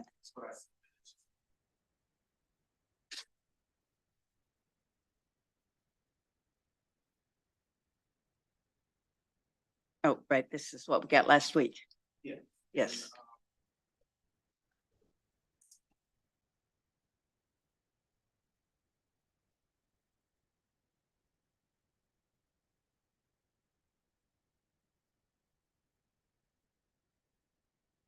Yeah, to answer your question, this is what you received. No. Yes, this should be, I have to see when I sent it. I'm but sorry, what? I have to see when I sent it, but it's basically a summary of my responses the first time. And then I made another response after I received documents from the Bureau. But again, my name is Herman Griffin IV, HERMAN GRIFFIN. So again, I want to thank you for allowing me to speak. And I am, in a sense, just approaching this board for access to fairness and justice. The facts are that over 2,000 registered voter signatures, Detroit registered voter signatures were submitted, all with the statutory requirements. Signature name, address, date, no heading issues, things of that nature. And then, so So the first time it was 86 signatures for signature related issues, 94 signatures removed for dates. One signature was removed from being damaged. And so at that point, I needed 96 signatures for ballot access. I never received a spreadsheet when I asked the FOIA request, but I did get stamped petitions and the full redacted notes from the staff that I relied on to respond to the different accusations. And so for me, it's more persuasive to have the full redacted notes from the staff that they provided because it shows a clearer state of mind of the reviewers. And also with those redacted notes, there were 78 times that the reviewers were silent. And so those 78 times they didn't even suggest, did not match or anything like that. And so there was no indication for me to ever look at trying to even rehabilitate those signatures. I provided rehabilitating 5 signatures for issues related to the affidavits, specifically looking at people who were targeted as possible fraud. So because I wanted to understand that part too. So I would start going and looking at, going to some of the people that they said, that the Bureau said didn't match 5 and was able to get 5 within those 2 days. And rehabilitated all of the, well, not at least 93 of the signatures they talked about for dates because it was about stylistic issues. And I believe that was abuse of discretion because we're talking about how one or two people, how people may write the 4 differently for 2024. It wasn't because the date completely was missing. It wasn't because of one, things of that nature. And then for me, and then there was I couldn't find the damaged one. So I had 97 to 99 and, more than the 96 needed from the information that I received. So these were their first numbers, the reviews. These are the ones that the staff stood on. These are the ones that I had to defend. And the staff had that same information from May 23rd until they submitted to me. And so again, I would ask that this board use the first assessment with my response. But after further research, it come to find out that 28 signatures were mistakenly taken away twice by the staff. And again, I highlight that 78 times the reviewers were silent. And so again, after I was ready for everything and submitted my information, the trial changed, the charges changed, and now it becomes 108 signatures that are at issue and 39 date issues. And so the assessment becomes infinitely harder to disprove because of a lack of access to the qualified voter file. However, it's anyone can plainly see if they look at the petitions, the issues regarding the dates, because again, they're stylistic. They're only talking about for most of them, when I say most of them, it was only like 3 that they weren't talking about that in terms of how the person wrote the number 4 and for 2024. And so, but even with the second assessment, what I did is I'm still saying that 37 to 39 of the date related issues self-rehabilitate, and 40 signatures that they claim are invalid. 27 times the reviewer was silent. 27 times the reviewer was silent. And then I have other ways to rehabilitate at least 13 more. The burden of proof is on the challenger, in this case, the Bureau, to present clear and convincing competent evidence that the signatures are not valid. There's a presumption of innocence. There's a presumption that the signature is valid. And I rely on the court case of Perry versus the Board of Canvassers. And so again, I'm still believing that even with the second assessment, it would be 2,000, maybe 22 signatures instead of, but again, and I'm here not just because we were close or anything like that. The information that I received, the information that I responded to was based upon, again, the 94 signatures based on dates. And again, the information I received was the staff report with what I'm saying, the state of mind. And that's what I used. And that's what I believe the board should consider. And again, they're presumed valid. And I believe that showing that there were several people that said that, there were several with the staff review, it said did not match, but I went to homes and they said, yes, that is my signature. And I got those affidavits. Then I went to other homes and then they were telling me, why are you here? Who are you? And because I wasn't the person who got the original signature, but they still said that, yes, I am that person. I have, different evidence for that. And so that's why those are my positions. Right, I understand how difficult it is to deal with these issues. But the discussion by Mr. Fracassi, I think, revealed how very careful he was to review all of the rebuttal evidence that you provided. I know that was done over the course of this weekend with the information that you provided to him. So they have made the recommendation to us. Does anybody have questions? Mr. Griffin? I will add that it is hard for us when information is provided to us in the form of affidavits or tables or assessments. We're relying upon the Bureau of Elections justifiably and necessarily. And I think that reliance is certainly warranted, but we're not ourselves in a position at a meeting when everything has to be done now to take another look, which I think is what you're asking us to do. No, I'm saying this is what I submitted the first time. What I'm suggesting is that mistakes by the Bureau should not increase my burden, because I'm saying the burden is on the challenger to prove clear and convincing evidence that is not valid. That's what I'm suggesting. And with the 78 silent review remarks and 89 times that they had remarks, I'm saying that's what I'm saying, that it should be that there's been, I guess, from my standpoint, proven that the signature, that there hasn't been clear and convincing competent evidence that the signatures are not valid, because they're not. The suggestion is not that enough signatures weren't submitted. The suggestion is that because of these specific reasons, we're removing them. And that's what I was contesting even in the beginning. Right. And the question is always not how many signatures were submitted, but how many were valid. Right. And that's what I'm right. saying. That's what I'm saying. So with the and burden of proof is not really, we're not talking about who has the burden and who has clear and convincing evidence. That's really more of a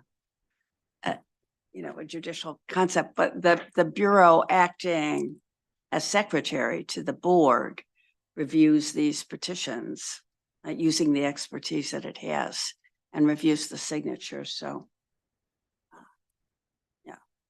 as did you, right? And we expect petitioners, candidates to spend also a significant amount of time to review the signatures that they submit, understanding, as you pointed out, that most of them do, that you do not have access to the qualified voter file. And so the review that the Bureau can do is more comprehensive than the review that the candidates themselves can do. And just one last thing I would like to say, using the staff review notes, that's what I based my response on. And so the staff review notes did not say, okay, for these other signatures, there's a problem with the actual, it does not match. When we look at it, does not match. So there was no need for me to approach any of those persons to ask for affidavits. That's also what I'm saying. And that's what I relied upon. And some of those same signatures that were silent, they're also saying that now we're saying that they don't match, or we're removing those signatures, not for date issues. And again, I contest all the date issues except for one. Anybody have questions either for Director No, Brady? I'm ready for a motion.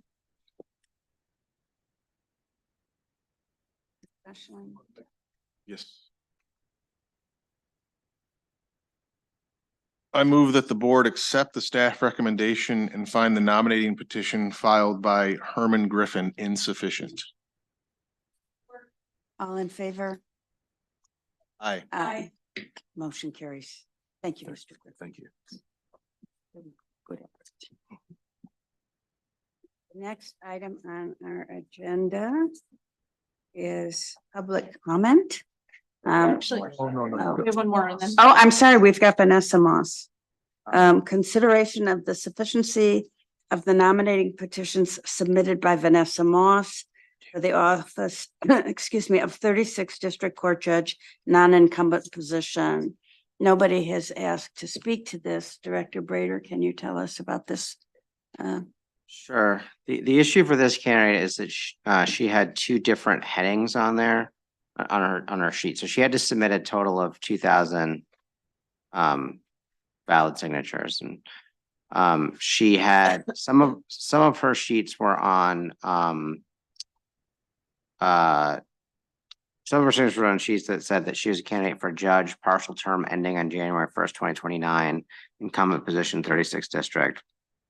And 1,223 were on position sheets that accurately stated that she was a candidate for the office of regular term non-incumbent 36th district. So in this case, it was unclear that the one that had the inaccurate information about the partial term ending in 2029 did create a lack of certainty as to which office she was running for. And so we had to reject those ones. So based on the number that did not have the accurate heading information, she was left with only 1,223 valid signatures, facially valid signatures, and based on that, we recommend determining the petition to be insufficient. Any questions for Director Brader? And the candidate is not here. Do we have a motion?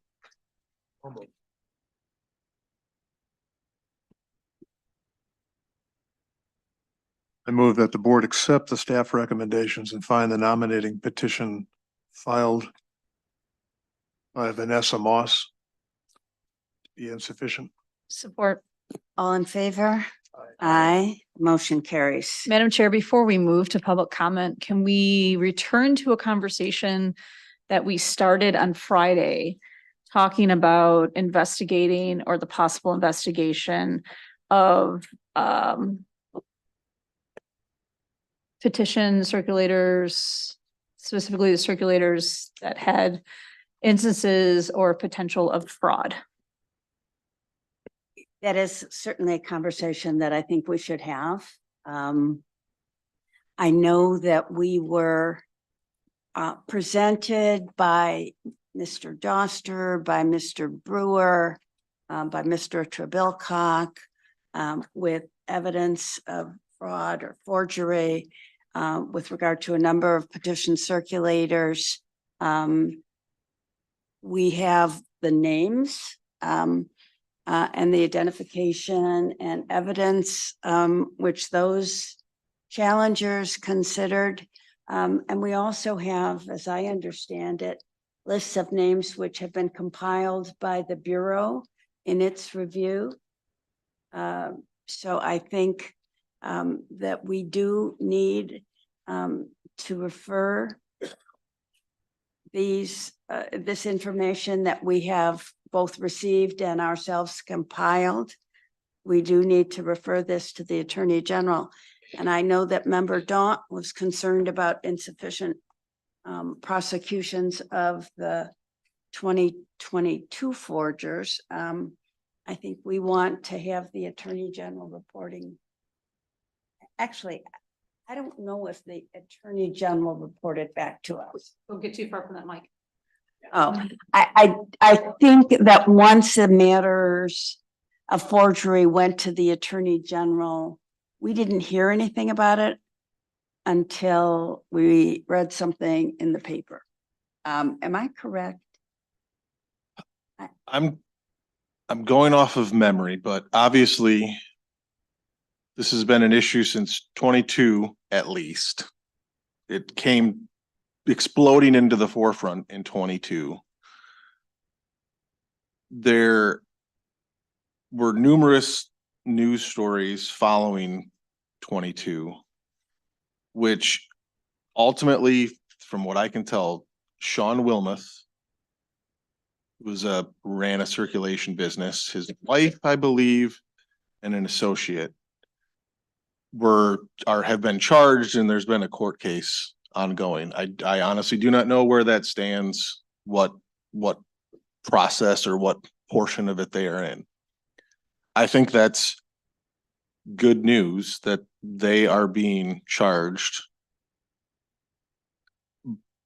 I mentioned the fraud issue because as I mentioned at the meeting on Friday, I'm concerned that it was also being used as a bludgeon against certain candidates from a partisan perspective, which we all have a job to do when we understand the sharp elbows in this business.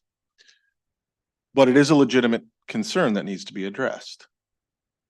And since talking about the Attorney General's lack of prosecution, because again, it is my understanding that there was additional information passed on to her office following 22, but Mr. Wilmoth was the only one where anything's been undertaken, and that's related to like circulator names.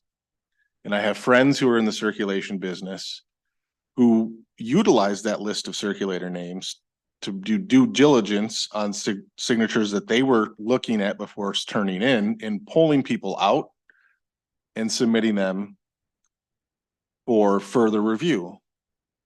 They were told to go to the Michigan State Police because the Attorney General acts on referrals.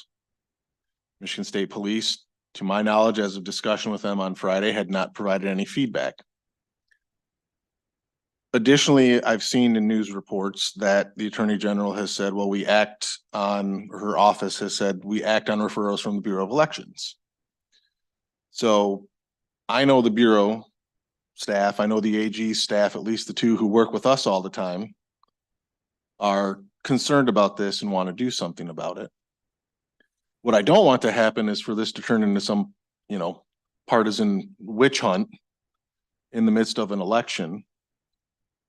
And I think we're all on board with figuring out what the appropriate path is to submit these circulator names.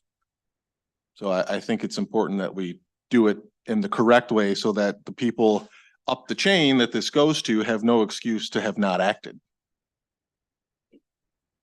I know that the media is really interested in it. On behalf of the public is interested. The questions that were directed to us after the meeting on Friday was what is going to happen with regard to this forgery, which has continued this election cycle and which we saw in the 2022 cycle.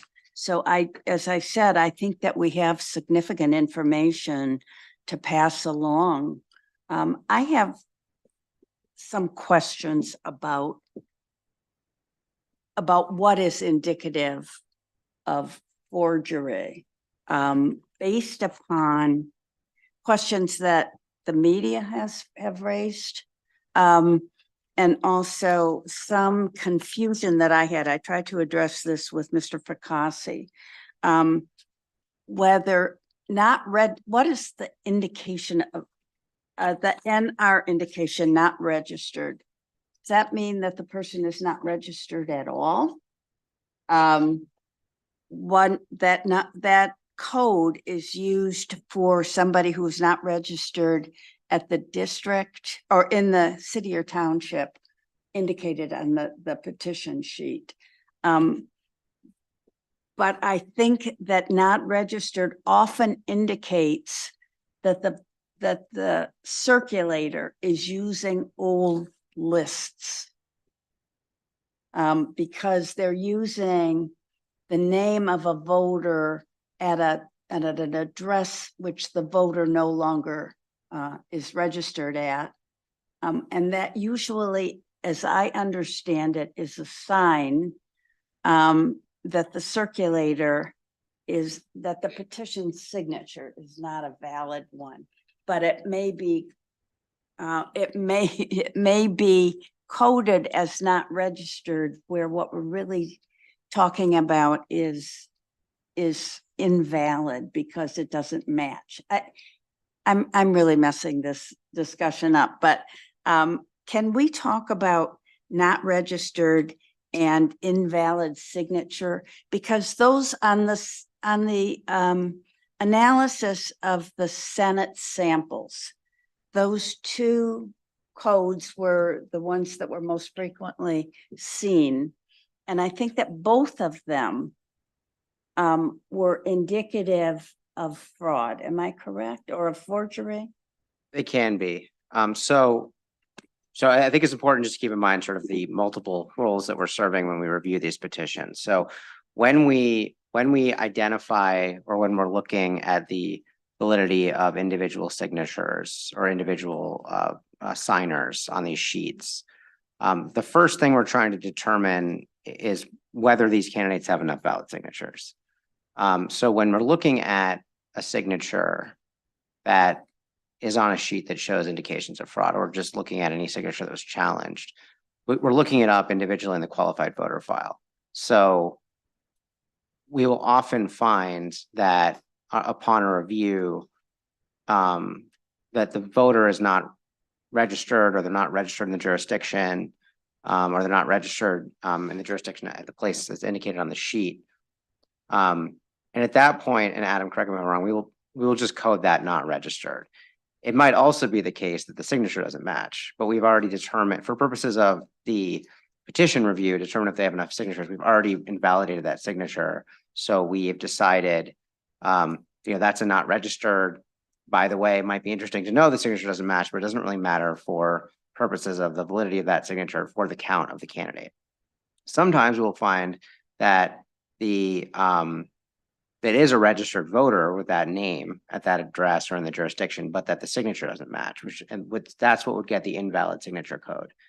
Now, I can't say that that's 100% perfect the way we code that, and Adam can correct me if I'm wrong, but I think generally speaking, the not registered will sort of trump the invalid signature if it's a forgery for somebody who's not registered to vote.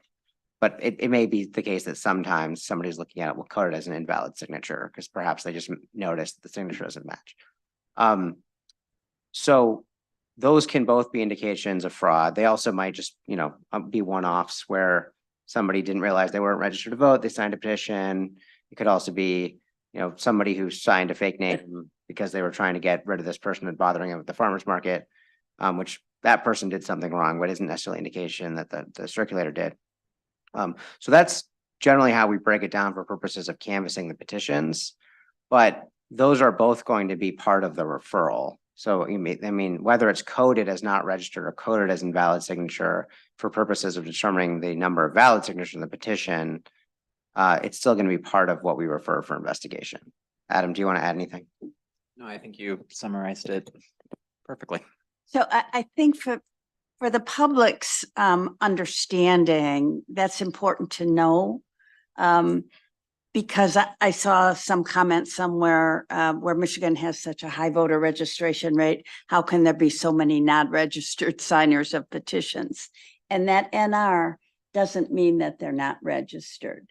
And I think that has created that I understand why it's done that way, because for purposes of determining validity, for our purposes, once you determine that the person is not registered, you don't need to determine whether or not the signature is forged.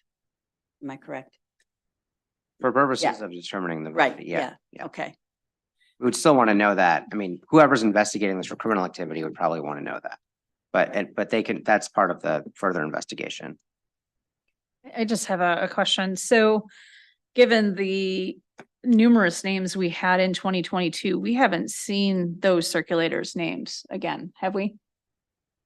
Not in any, I'm not sure. We'd probably want to verify that. Yeah. There might have been repeats. The other thing is I'm not sure that all of those names, well, I don't know. I guess I shouldn't speculate. I think there was some question about whether those were really legitimate names. There was. There was. Right. So it may be, that may make it more difficult to prosecute people whose names are just made up on the circulator certificate. And I bring that up because I know that in 2022, this issue came to a front, but it's not the first time that we've had a large number of circulators who had an issue. We had a initiative petition that had like the lowest validity rate ever to be brought in front of this board. And from my understanding, and I'm going to look to Eric and Heather, nothing has happened with that, correct? And it might have been before you guys. Not sure which petition you're. That would have been, can't remember the name of it now. It was the prevailing wage repeal, the first attempt at prevailing wage repeal. That was a duplicate issue. Yeah, That was not. was that circulators? Okay. It was a duplicate. I know I have a ton, I still have that challenge in my house. It's the only one I still have. I'm well aware it was a I duplicate. know you and I can't have that conversation, so. But but it brings to a point is that there are many things that come in front of this board. And, you know, I'm going to say this, and I should have said it on Friday, and I know I've said it, and I know that my fellow board members are going to get tired of me saying it. A petition is a legal document. If you are signing a legal document, make sure that you sign it.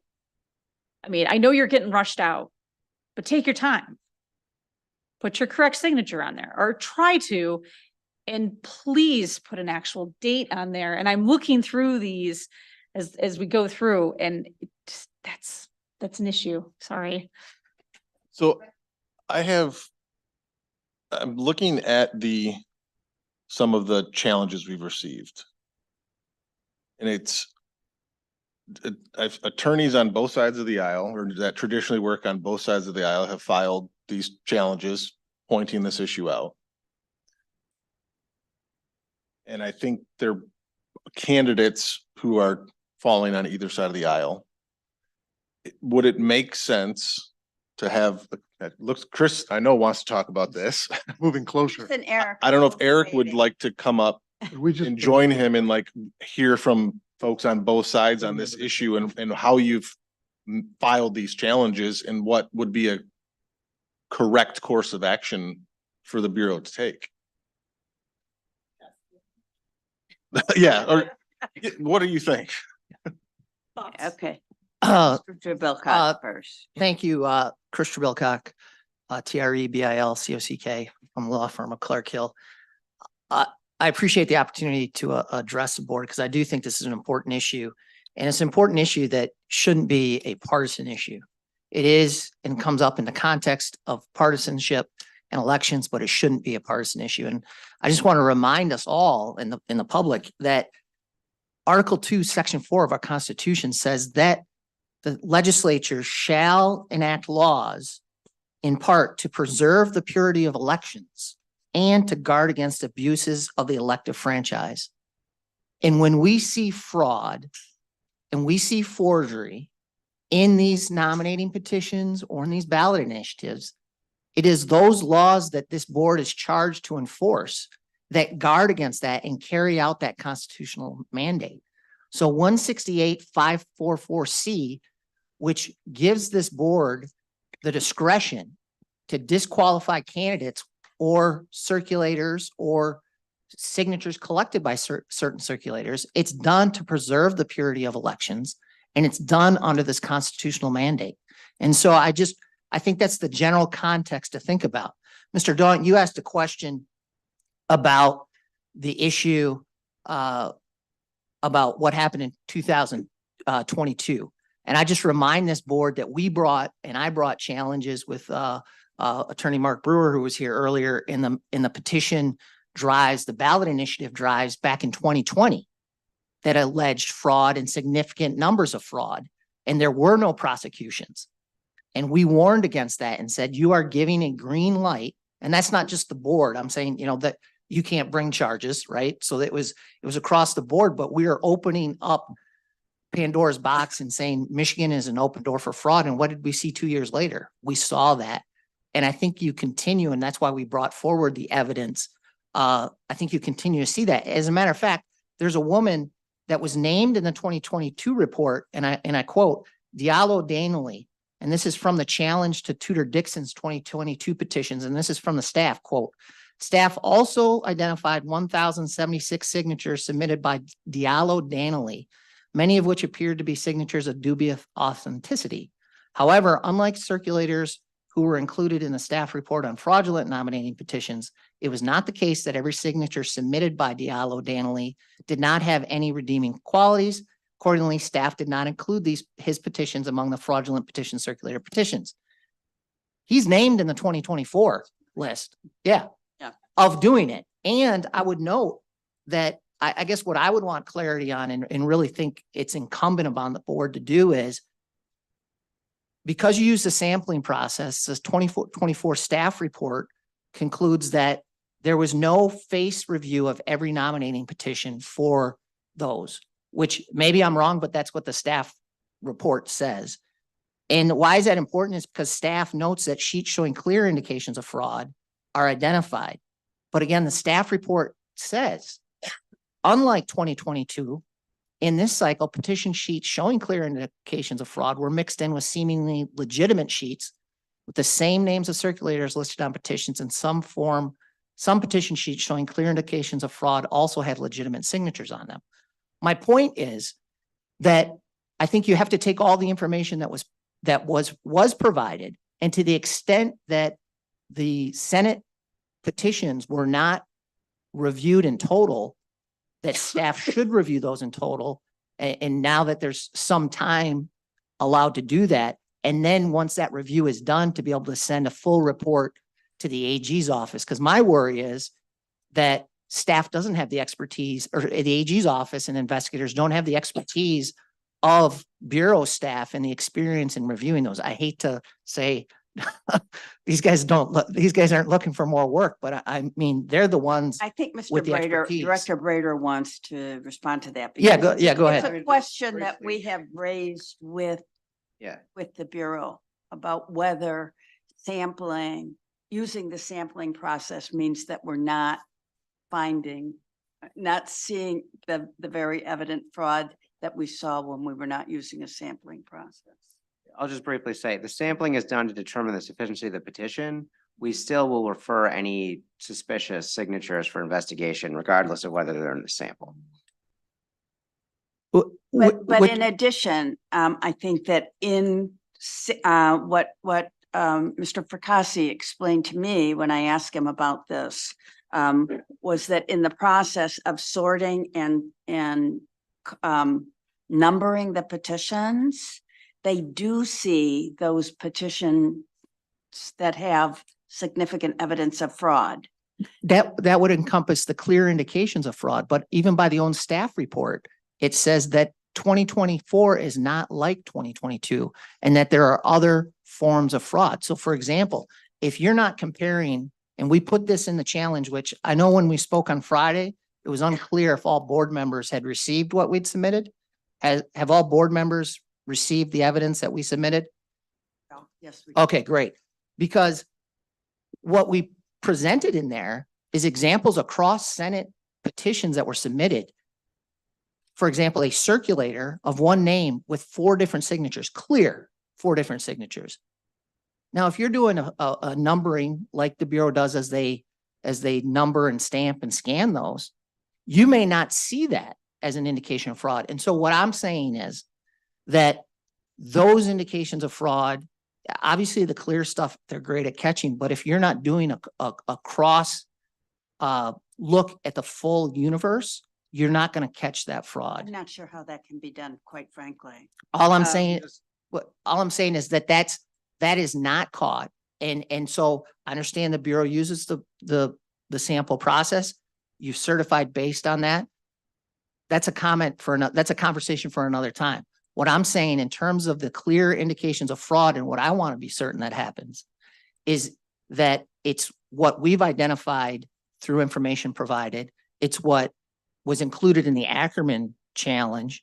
It was what was found in the Nielsen complaint, but then anything additional that the staff would find if they completed a full facial review of the Senate candidates.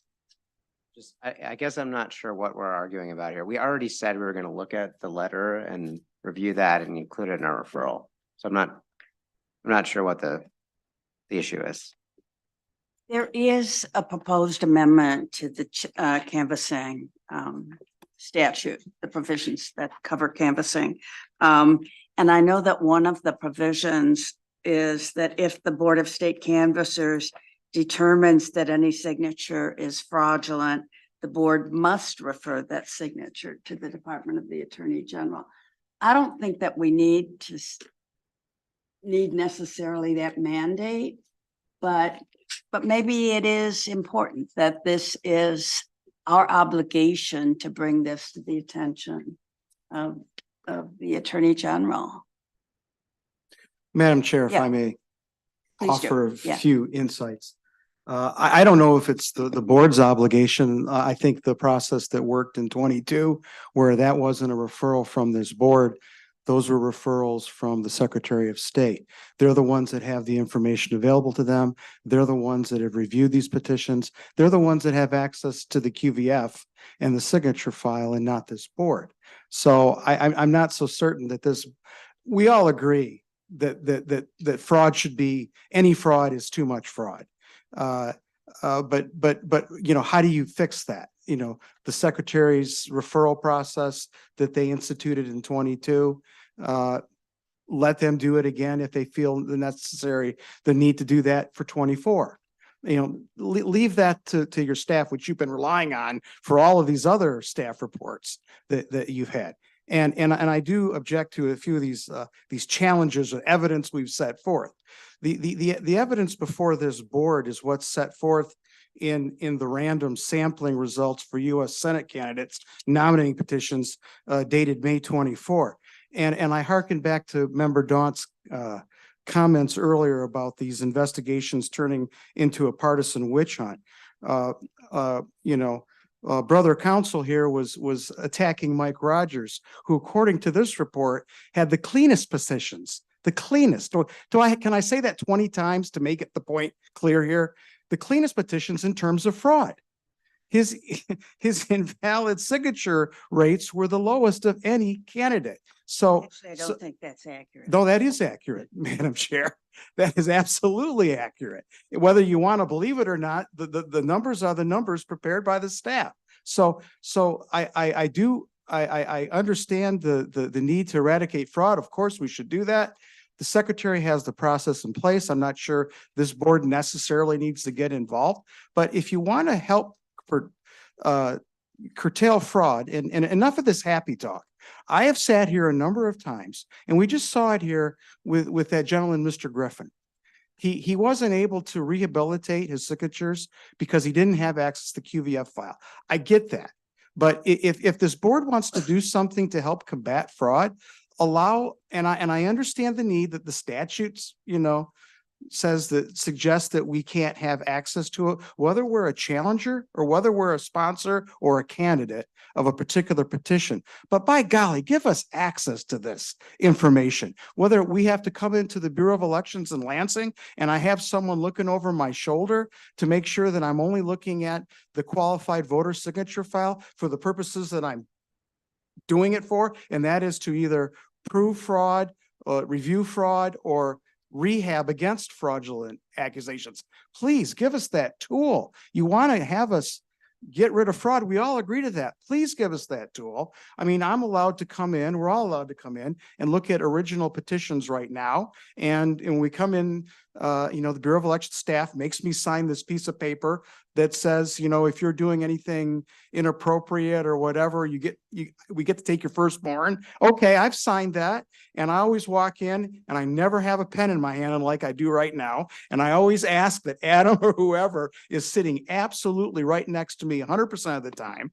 I have no pen in my hand and I'm just looking at petitions. Sometimes I'll have my measuring tape or whatever, but I don't have a pen in my hand. So we can do the same thing with the qualified voter file, signature file, and just, you know, have a computer set up in the Bureau of Elections so we can't export anything out and we're just looking at petitions or have our consultants do it. They sign the same sort of document. That will really help combat fraud. So enough of the happy talk about referrals and witch hunts and all this stuff. Give us a tool to do that. Now, I understand that may be a legislative fix, but that should be what's coming out of this board today. So anyway, thank you.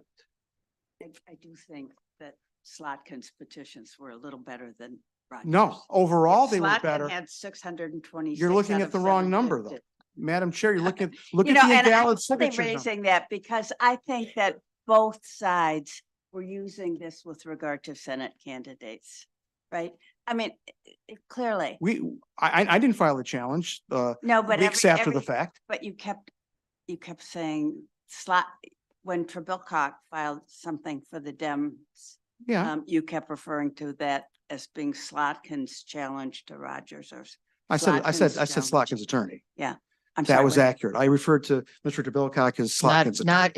Not in for purpose of that challenge. I was But not, no, sir. but it shouldn't be partisan. I absolutely agree. Although obviously, as Member Daunt recognizes, everybody has, all of the attorneys have their clients and they need to advocate for those clients. And they're going to toss allegations of fraud around. But, you know, this is really a significant thing for us, for everybody.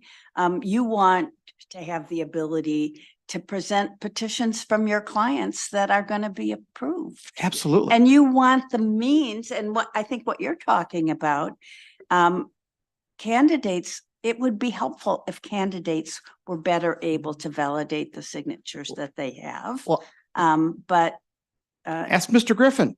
well, I think Chair Gurwitz, you noted it correctly, which was you encourage candidates to spend a significant amount of time reviewing. And I have to say, it's great to see you turn a leaf because in wanting to support this process, because if I recall, you know, with the I change. don't understand that comment. Turn a leaf. I've been talking here. This is probably like the third or fourth time I've asked to have candidates, sponsors, and challengers have access to the QVF signature file. Oh, This is right. not Yeah, a novel. I'm not this is not talking a about novel that. And request. it's fine. It's fine. I'll let it Okay. go. I'll let the point of contention go. But the point is that I guess what my whole purpose of wanting to hear the clarity, and it's good to hear, is that, you know, in the staff report, because of the timing and the challenge deadlines, and I understand all that, but in there, you know, the staff report said, look, we didn't review the evidence of fraud and forgery that we presented on behalf of the Democratic Senatorial Committee and the Michigan Democratic Party because of when it was submitted, and they didn't have to because they stayed within the random sample. Right. What I wanted clarity, and it sounds like providing that clarity, is that Director Brader stated that they're going to review that information and then based on that review, provide whatever they deem appropriate to the AG's office. And I think that's the clarity that I was hoping to hear. And it's encouraging that it sounds like there's uniform support for that additional review and providing that information to the AG's office. So I think that's great. The whole point of my comment the other day was we know that the Bureau staff is doing the level best that they can to review this and make determinations that follow the law and that are fair to those involved. And I've said it numerous times before. I don't often come to the defense of people in the Secretary of State's office. In fact, I've enjoyed suing them on multiple occasions. But in the instance of the work on this board and the review of the signatures, I have faith in what they're doing, if they are doing it correctly and without their thumb on the scale. And throughout this process and my time on the board, we've had this recurring issue. And I know the Bureau has looked at this stuff and put together lists and sent it to people for further investigation, and nothing was happening. And so an additional motion or movement from us isn't going to do a dang thing. The whole instance was, if you got the information, do something with it, or at least tell us there's nothing you can act on. Because then maybe there's a way for practitioners on both sides of the aisle, when you're not slinging arrows at each other, to come together and provide suggestions to the AG's office and others on how to further ferret this out. And in a larger sense, we've talked about this before too. Collecting signatures has become an industry. We also live in an age of technology where technology is moving a whole lot faster than the state of Michigan or this, or anyone's state. The discussion that we ultimately need to have here is, should we be going back to the legislature and saying, you need to put some type of licensing or credibility check into who can gather signatures.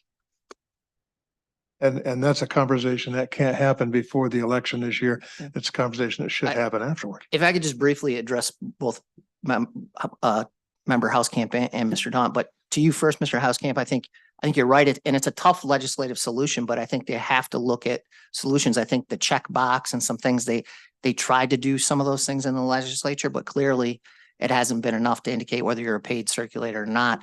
I think we have to look at those things while also balancing some of the constitutional rights that people have, right? And I by no means am suggesting I have all the answers or solutions, but I think to the point to member Daunt, I do think this body, by making a motion and has some tools to address fraud and forgery, and that exists under MCL 168.544C. Those tools in your toolbox are not constrained by the formal challenge process. And so you can review the information that was provided, staff could investigate, and if there's a sufficient level of fraud or forgery of those things, this board could vote to disqualify signatures by a candidate. And Michigan election law recognizes that there are times when candidates' names are on the ballot and later become disqualified for any number of reasons. But they move out of state, they pass away, or they're disqualified for other reasons. So this board does have the authority. Look, under the limited time of the window, the challenge period, staff and everything else they have to do, they're not going to be able to review that, but they do have the opportunity now to do it. I don't think anybody disputes, but that the board has the authority, whether the board had, one of the things that member Hauskamp and I realized, I think most clearly, when we were meeting with practitioners to discuss the idea of random sampling, is that in the absence of a challenge, it is, the board simply doesn't have the resources to look as extensively at the filings that come in when there are hundreds of thousands of petitions. So, and you know how hard it is to do a comprehensive challenge of a major petition. We saw that with regard to the 2022, when there was a challenge to Craig and a challenge to Johnson, there were not challenges to other candidates. To Tudor Yeah. Dixon as well, we thought. That and- was what and- filed. I'm sorry, what? There was one to Tudor Dixon as well. Okay, but there were not challenges to some of the other candidates who also had, you know, the same levels of fraud in their petitions. And that was revealed by, I don't want to get into a long debate with you, Mr. Trebilcock, but that was recognized by the Bureau. Right. One quick anecdote, actually, as part of the 2022 process, you know, who had some of the best signatures was Garrett Saldano. And you know why? It's because his was largely collected of volunteer driven. It wasn't by the paid circulators. And so I think that's one of the issues you're seeing is candidates buying these signatures, sure. you know, and so you know, I think And that's the an more important candidates that are important note. buying them, the more they're paying, and that more that encourages Fraud. people to make some bucks. You know, Mr. Trebilcock, so again, I'll be really blunt with it. You're getting paid to keep Mike Rogers off the ballot. Sorry, that's you've made that clear so many times in so many subtle ways. I have a bigger question here. The Bureau of Elections, as you have just seen through 9 hours on Friday and coming up on 3.5 hours today, has done a Herculean job of validating, reviewing, going through. But Mr. Brader has told you a couple times, and what you've had explained to you, because you were, I believe, here when Ryman was here talking about sampling a year ago. And that is that mathematically the picture he got when he did the sampling is exactly the same picture as he would get if he were looking at the total universe. They've come back and they've given a very well done, very hard won review. We have debated it We've looked at some candidates and said, you know what? We need to pass it. We've got other candidates and said, they're just, the fraud is there. They're not sufficient. This board and this bureau has done a good job in protecting the process. What you are talking about is to start an investigation before this election is finished. That's going to become nothing more than a political witch hunt, period. No matter which side you want to talk about, it's going to become a political witch hunt. And the tragedy is it's not even going to punish the circulators that committed the crime. It's going to punish the candidates, most of whom had nothing to do with it. And it's going to punish the process of fair elections in Michigan. A quick reply I'd say is one is I'm not calling for any sort of witch hunt. Make no mistake about that. We presented information and details that was relied on by the staff who, I agree with you, do great work, Herculean efforts. I would advocate they need more staff and more resources to continue the great work. That's the issue we're talking about here. But to suggest it's a witch hunt is no, it's evidence of fraud and forgery. The same as what was relied on in 2022. And my only point is look at it, review it, and if appropriate, refer it. That's what we're talking about. The problems with any issues I have with the sampling method and all that, those are issues for another day. That is not what I'm suggesting. You're doing the same thing that Mr. Hartman did here after the last election when he wanted to do a recount, but it wasn't really a recount. What it was a wish to keep the political piece going and to start a witch hunt. Well, the fact that you would compare me to such efforts is No, but actually kind of offensive. I have but an enormous amount of I'll respect for you. I'll say what I've said is that we've presented evidence of fraud and forgery, some of which fell into the sample and some of which fell out of the sample. And what I am simply saying, if there is fraud and forgery that is not within the sample, it's still fraud and forgery and it needs to be referred to somebody to prosecute those people responsible.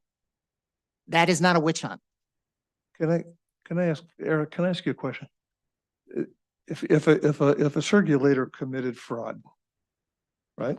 And just pretend for a second, you got a circulator right here that's committed fraud and we know it today. What's the statute of limitations on that? I don't know the statute off the top of my head. I know generally you're usually looking at within 1 to 3 years. So this is an issue that today, at this point in the election process, is not a critical issue to deal with. We could wait and we could go after referrals on circulators at the end of November after the election process is completely done. Is that accurate or not?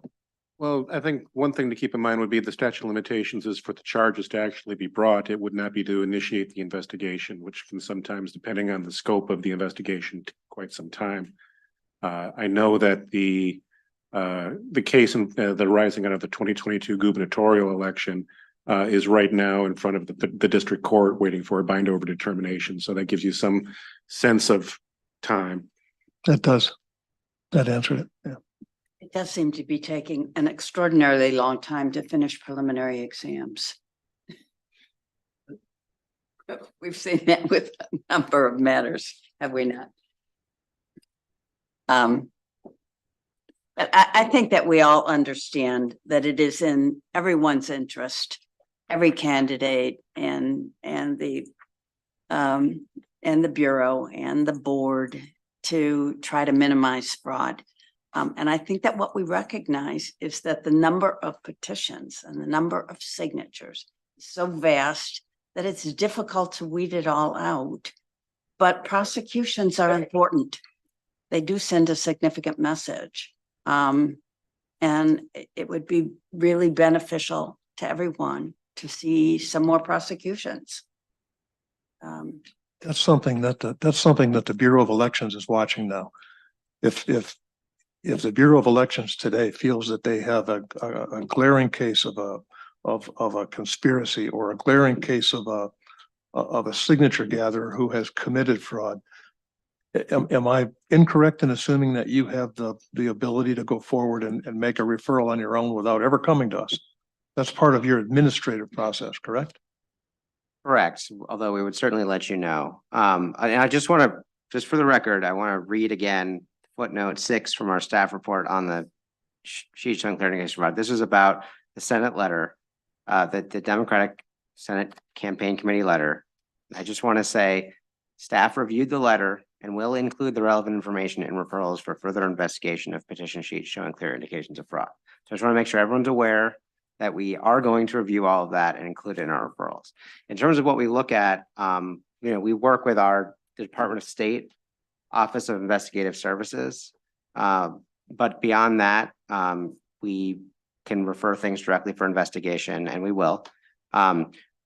Based on what we've seen, we don't know that every individual here, we're not accusing every individual here of committing a crime. We don't have that information yet. All we know is that their names appeared on these sheets that showed indications of fraud. So that investigation and probable cause and all that stuff is not decided by us, but we are going to refer everything that we think shows indications of potential fraudulent activity for the professionals to investigate, and we will certainly let the board know about that. So we could leave here today in total confidence and complete happiness that this situation is already being handled. This board doesn't need to do anything. It doesn't need a motion. It doesn't need a bipartisan effort. It doesn't need further discussion. You already have this taken care of. You already have a course of action. You will look into things. You will do what you would do in every single case. And by the way, we have full confidence in your ability, which is part of where the frustration here is, that we've got to keep going down this road. I think we can handle the referrals, but certainly don't want to cut the board out of that process. But yeah, having said that, we don't need any specific authorization to do that. We don't have a list. We don't have to look at pictures on the wall today, right? Not unless you'd like to. Perfect. I believe that we have finished with our agenda. We had public comment. Well, this was public comment. We have- Oh, is Mr. Gallant there? I believe he is. Yes. Mr. Gallant? Ah.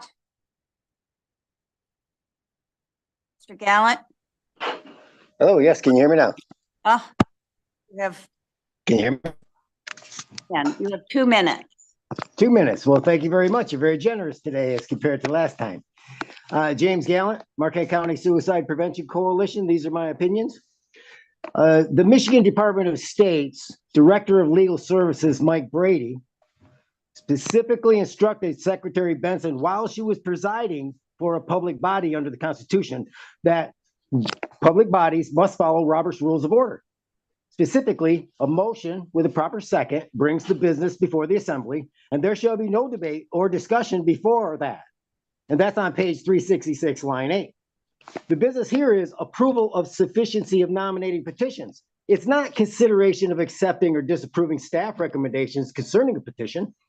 And you just was out of, that was public comment you just had? Well, I get as much time as those people just got, about 10 minutes, 15 minutes. So I should get that because it's public comment still, right? Because you were just brainstorming out loud about referring this to fraud to the AG. And it's brainstorming out loud, but somebody's making public policy and you wrote stuff down to those lawyers and you went back and forth and then you were doing the deliberation and eventually you're going to come up with a public policy. So you're actually deliberating over several meetings without a motion pending, which is the problem. And now you've created a situation of any number of questions, other questions, instead of just one question, yes or no, framed in the affirmative. You are to approve the nominating petitions. Vote yes if yes, no if no. It's a very simple equation. And Chair, you tabled business items without a main motion to approve, depending to actually lay anything on the table. There was no motion to lay on the table, and lay on the table is a secondary motion. And you've got lawyers sitting in front of you encouraging you to do that. And then you're going, well, any more discussion, maybe we'll have a motion now. And you're reading that motion off the board. Somebody else is writing those motions for you. You're not doing this business. I believe Jonathan Brader and Adam are doing it. Thank you, Mr. Gallant. Therefore, according to Motion to adjourn. Can I give you a couple updates? Sorry. Yes. Sorry, in terms of other business, not to belabor this. I just want to give you, the board, a few updates from things that were discussed yesterday and one thing that wasn't. So we did hear from Mr. Riddell on the issue of Judge Polizzi.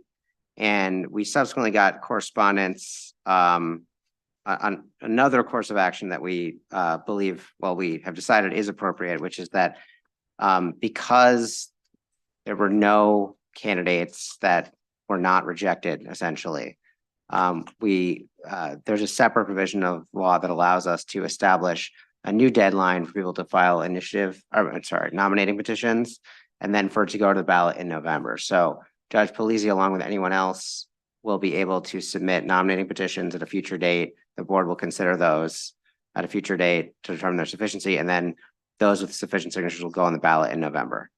What other candidates? Sorry. Well, anyone who wants to file could. So sorry, it's a question For that. just for that office. Okay, for that Yeah, office. yeah. So that is resolved. We also got an update on Clelia Davis, on Friday, from the Attorney General's office. The court, and she mentioned the court was about to issue an order. The court did issue the order directing us to not put her on the ballot. So as expected, we will not be putting her name on the ballot. And then there was one other candidate I just want to mention that was not a nominating petition issue, but there was a state rep candidate, last name of Meister, I think, that actually withdrew prior to the deadline for withdrawal. It was not on the typical type of form we usually see, but we did determine that he did properly withdraw. So although his name was on that candidate listing the board approved, he will not be on the ballot. That's all.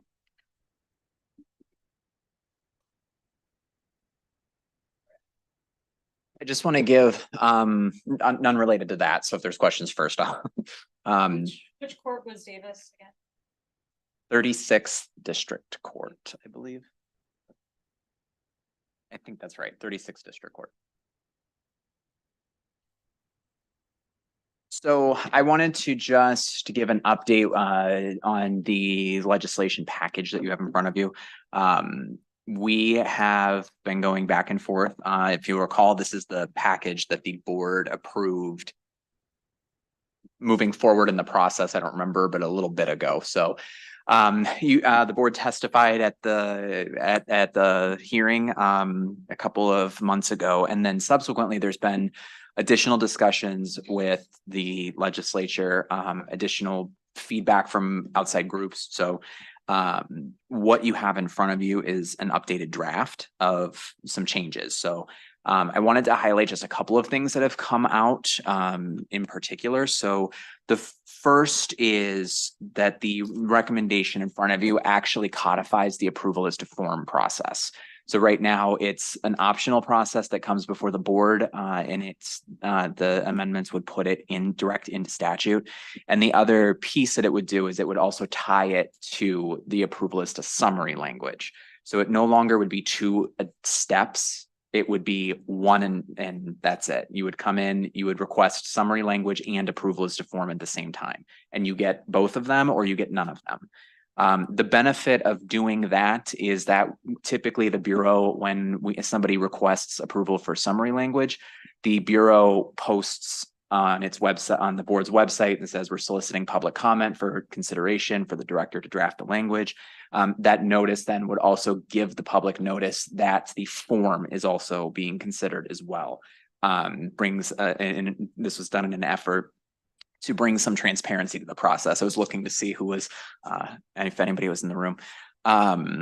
So that's one of the bigger changes in it. Second is that one of the changes would be to actually create there's a number of changes to form in general in the form requirements. The changes would amend section 482 to really scale back the strict placement of requirements and give the Bureau more flexibility on creating a form that we could present to you for approval. So for example, statute currently says this warning statement shall be here, and then you drop down a line, and then this one shall be here, and then you drop down another line and it shall be here. And it creates difficulties for a variety of reasons. So it would allow greater flexibility for us to create a form and say, these are the things that have to be on the form, but then the design is a little bit more flexible. And then it would require us to also present it to the board for approval. Like if there was a change or anything like that, we would present it at just a blank version and say, this is the form. Relatedly with the form as well, it would create for statewide drives only. So statewide initiative drives only, legislation, constitutional amendment, referendum, it would create a statewide form. It would remove the county heading at the blank at the top of the page and put it to the signature line and say you would fill it out with your name and it would ask for the county on the signature line, and we would treat the county the same as we treat the zip code. It's a tool for us to be able to find somebody, and it would, if it's wrong or if it's missing, it wouldn't invalidate the line, but it would just be another resource for us to be able to use. I already see a question. I'll pause. So would that allow for that, a form like that, would that allow for multi-counties on one form? Yes. Only for statewide questions for like initiatives, referendums, and constitutional amendments. And then it would end up kind of being both. It would be I would imagine probably be a little bit easier to gather, but I think it'll also be a little bit easier for staff as well to process. And then was there any change to nominating petitions to indicate whether or not the circulator is a paid or volunteer? So in general, there has been no updates to any of the sections related to candidate petitions, only because the initial package that was referred by the board really just dealt with statewide drives. If that is something that we would like to explore, kind of doing some of these same cleanups with candidate drives, I think that's there could be some flexibility, especially with just creating the form, kind of giving a little bit more flexibility with that as well, but that's not included with this package specifically. The other piece that is, sorry, I will pause before I get into another piece if there's another question. Yep. Related to what you're talking about with this enhanced flexibility of form, wouldn't that also help as we move forward and we try to get more and more automated in terms of how these are scanned? It potentially give you an advantage there as well, because you could kind of move the data around. It potentially could, and it would just allow for greater consistency across it as well. One of the things that we were trying to create would be a space kind of at like somewhere on the form to give sponsors of a petition a dedicated space to put things so it doesn't interfere with our processing. So for example, if you're going to put a barcode on there, there's flexibility and there's a dedicated space that's like put it here. If you want to put your website on there, it's here. So it's out of our way and it doesn't cause confusion for us as we're processing it as well. It's tight right now for folks to do that. I think there's like a space that's maybe this big and you've got to fit everything on there. So by just putting some of the warning statements in plain English, that allows for a large space to be freed up, to be completely frank. And then just giving some flexibility to be able to adjust. And then the only other piece that it's not in here, but we remain ongoing is one of the things that we've heard, actually two things. First, it was related to substantial compliance versus strict compliance. There's been a lot of discussion about what does that look like, where I think some of the discussion that I've heard, at least in House elections so far in the committee, has been really surrounding a question of materiality. And again, keep in mind, substantial versus strict is only applicable to the form itself. And the question and the discussion so far has been, at least as I understand it, has been, is it material to the voters' understanding as to what they're signing? Is that W being slightly cut off, is that still clear that it's the word warning versus the whole thing being eliminated? So things like that. I think it's probably fair to say that everybody wants a standard of some sort, including the board and from what I've heard. So then that's kind of where at least where I've heard discussions going, based on testimony and things like that at House election, since you guys have testified. And then the other piece that I've heard as well was greater flexibility with deadlines in general. Well, I'm going to rephrase that. I'm going to rephrase that. Clearer deadlines in general, not necessarily flexibility, but clearer parameters as to what is due and when. So for example, one of the things that was put forth was bumping the filing deadline back. And then the question becomes, will we bump the filing deadline back? There's a desire for sponsors to have a set time in statute to be able to respond to staff reports, a set time in statute to respond to challenges. So a lot of that is still being fleshed out, but that is something that also will be continuing to be discussed. So I don't expect you to vote on this right now or anything, but I wanted to provide you with an update. As always, if there's any questions, we can talk about it at any point. So, I think that what we have seen from the last couple of days of hearing is that specificity about the time to respond to staff reports would really be very helpful to us. And, it would be helpful to the practitioners.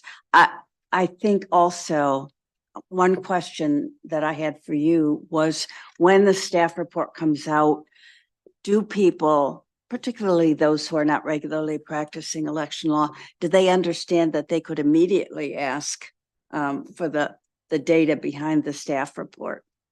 Because one of the things that we saw with regard to one of the challenges was that they didn't ask for the detailed information until Tuesday. And they didn't respond to it until late on Thursday. So, that doesn't give the Bureau the chance to review the response, and and when they come to the board and ask us to do it, we can't do it.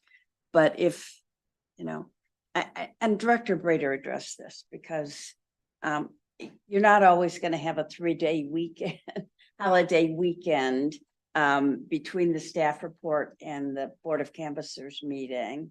But everybody does need to be aware that if they want to challenge the staff report, they need to ask for the detail, and we'll get it immediately. And they need to respond to it in a time when the Bureau can assess the response, and then that's it. It's not an iterative process where we go on and on and on. Because that didn't serve anybody's interest. Especially you, because you work 7 days a week, right, Adam? well, yeah, there's Nights and weekends, right? Tells you how tight Yeah. But yeah, I think on that specifically, Trigger, it would, I think, be helpful to have more language in statute that expressly prohibits, I guess my opinion, at least does not require, but perhaps just for more objectivity, just expressly prohibits consideration of things after given deadlines. So we don't have this argument about this came in at the last minute, but do we need to look at it anyway? I think it'd be helpful to have more of a clear cutoff. Well, we keep learning something each time, right? Certainly. And new problems arise, so. And thank you to all of you folks at Bureau of Elections. You have done a magnificent job with a couple of things, including the new sampling process, this was your first time And for the folks that don't get to talk to us every day, your communication with us has been outstanding. I mean, Adam, it was Saturday night, as I recall, about 11 o'clock. And you were still trying to help me get a file. And I was the one pulling your chain when you were on your way out of town on the holiday. And you were kind enough to say, hey, look, here's the deal. I can get this for you before I go. You folks are just world class and you've done an incredible job, and the people of Michigan are very fortunate to have you. Like 11 o'clock, Thank you. 11 o'clock phone call trying to get me to open up a file. Yes. And I do think the sampling process worked well. It did. Yeah. We should put up side time on our next agenda when we don't have a rush and get a better report on that. Maybe. The math all worked out? Yeah. Did you, and it sounded like you actually saved some time. You had time to go back and spend on things that you wouldn't have had otherwise? I think so. I mean, the main thing I think it did was give us a lot more confidence and objectivity in the review of the Senate candidates. If we had been in this, if we didn't have the sampling and we had gotten the similar kind of challenges, it would have been hard or impossible really, because we couldn't have looked at every signature. So that did serve us well there. And it did relative to 2 years ago for up time. So that was definitely an improvement. You picked a popular subject with the sampling. I've had at least 3 county clerks have, been whispering saying, can you talk to elections and see if we can't adopt sampling at county level? So they seem to be paying attention to what you're doing. Yeah, we can certainly look at that. I mean, one of the things that we did find is that when you get to low enough numbers of signatures, that the sampling has diminishing returns because you still have to sample a pretty large number. So that's why, for example, we don't think it would ever really make sense for like US House. But certainly for other offices like the Court of Appeals I had mentioned, that might be one where I think bringing sampling in would be beneficial. And I think we should also resume the discussion about other tools like the automated review that might help us look at more signatures as well. You said below a certain threshold. You know what that threshold about? Where'd you run into issues? I think it's more of an issue of, and would definitely defer to the statisticians on this, but my understanding, and Adam, feel free to add anything, that basically you need to have a certain, no matter how small the universe is, you need to have a large enough number in the sample so that you have a representative sample, like it's not proportional. So for example, like taking 75 signatures out of 3,000 is not as good as taking 750 signatures out of 30,000. Even though they're proportionally the same, the sample doesn't work that way. So that's why when we get to the lower numbers, sampling may not be helpful, but there certainly are some additional races I think we could look at. Is that accurate as far as you know? Yeah, I agree with that. The thing I will say that I think specifically with sampling that saves time is processing the challenges, because it took a lot of time to look up for one candidate. It's 4,500 signatures takes like almost 2 weeks. Whereas with the sample, when it's limited to 750, the challenge is limited to 750 as well, or whatever that number is. That's the only other piece that I would point out as a big benefit from processing, is that it can kind of keep it a little bit more focused and keep it narrow, and then it's not as overwhelming. To be frank.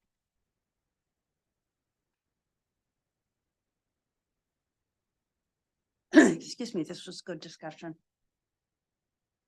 Good meeting. Any further business? We need a motion to adjourn, or should we just adjourn by acclamation? Norm just usually adjourn. Adjourn. Thank you. Who wants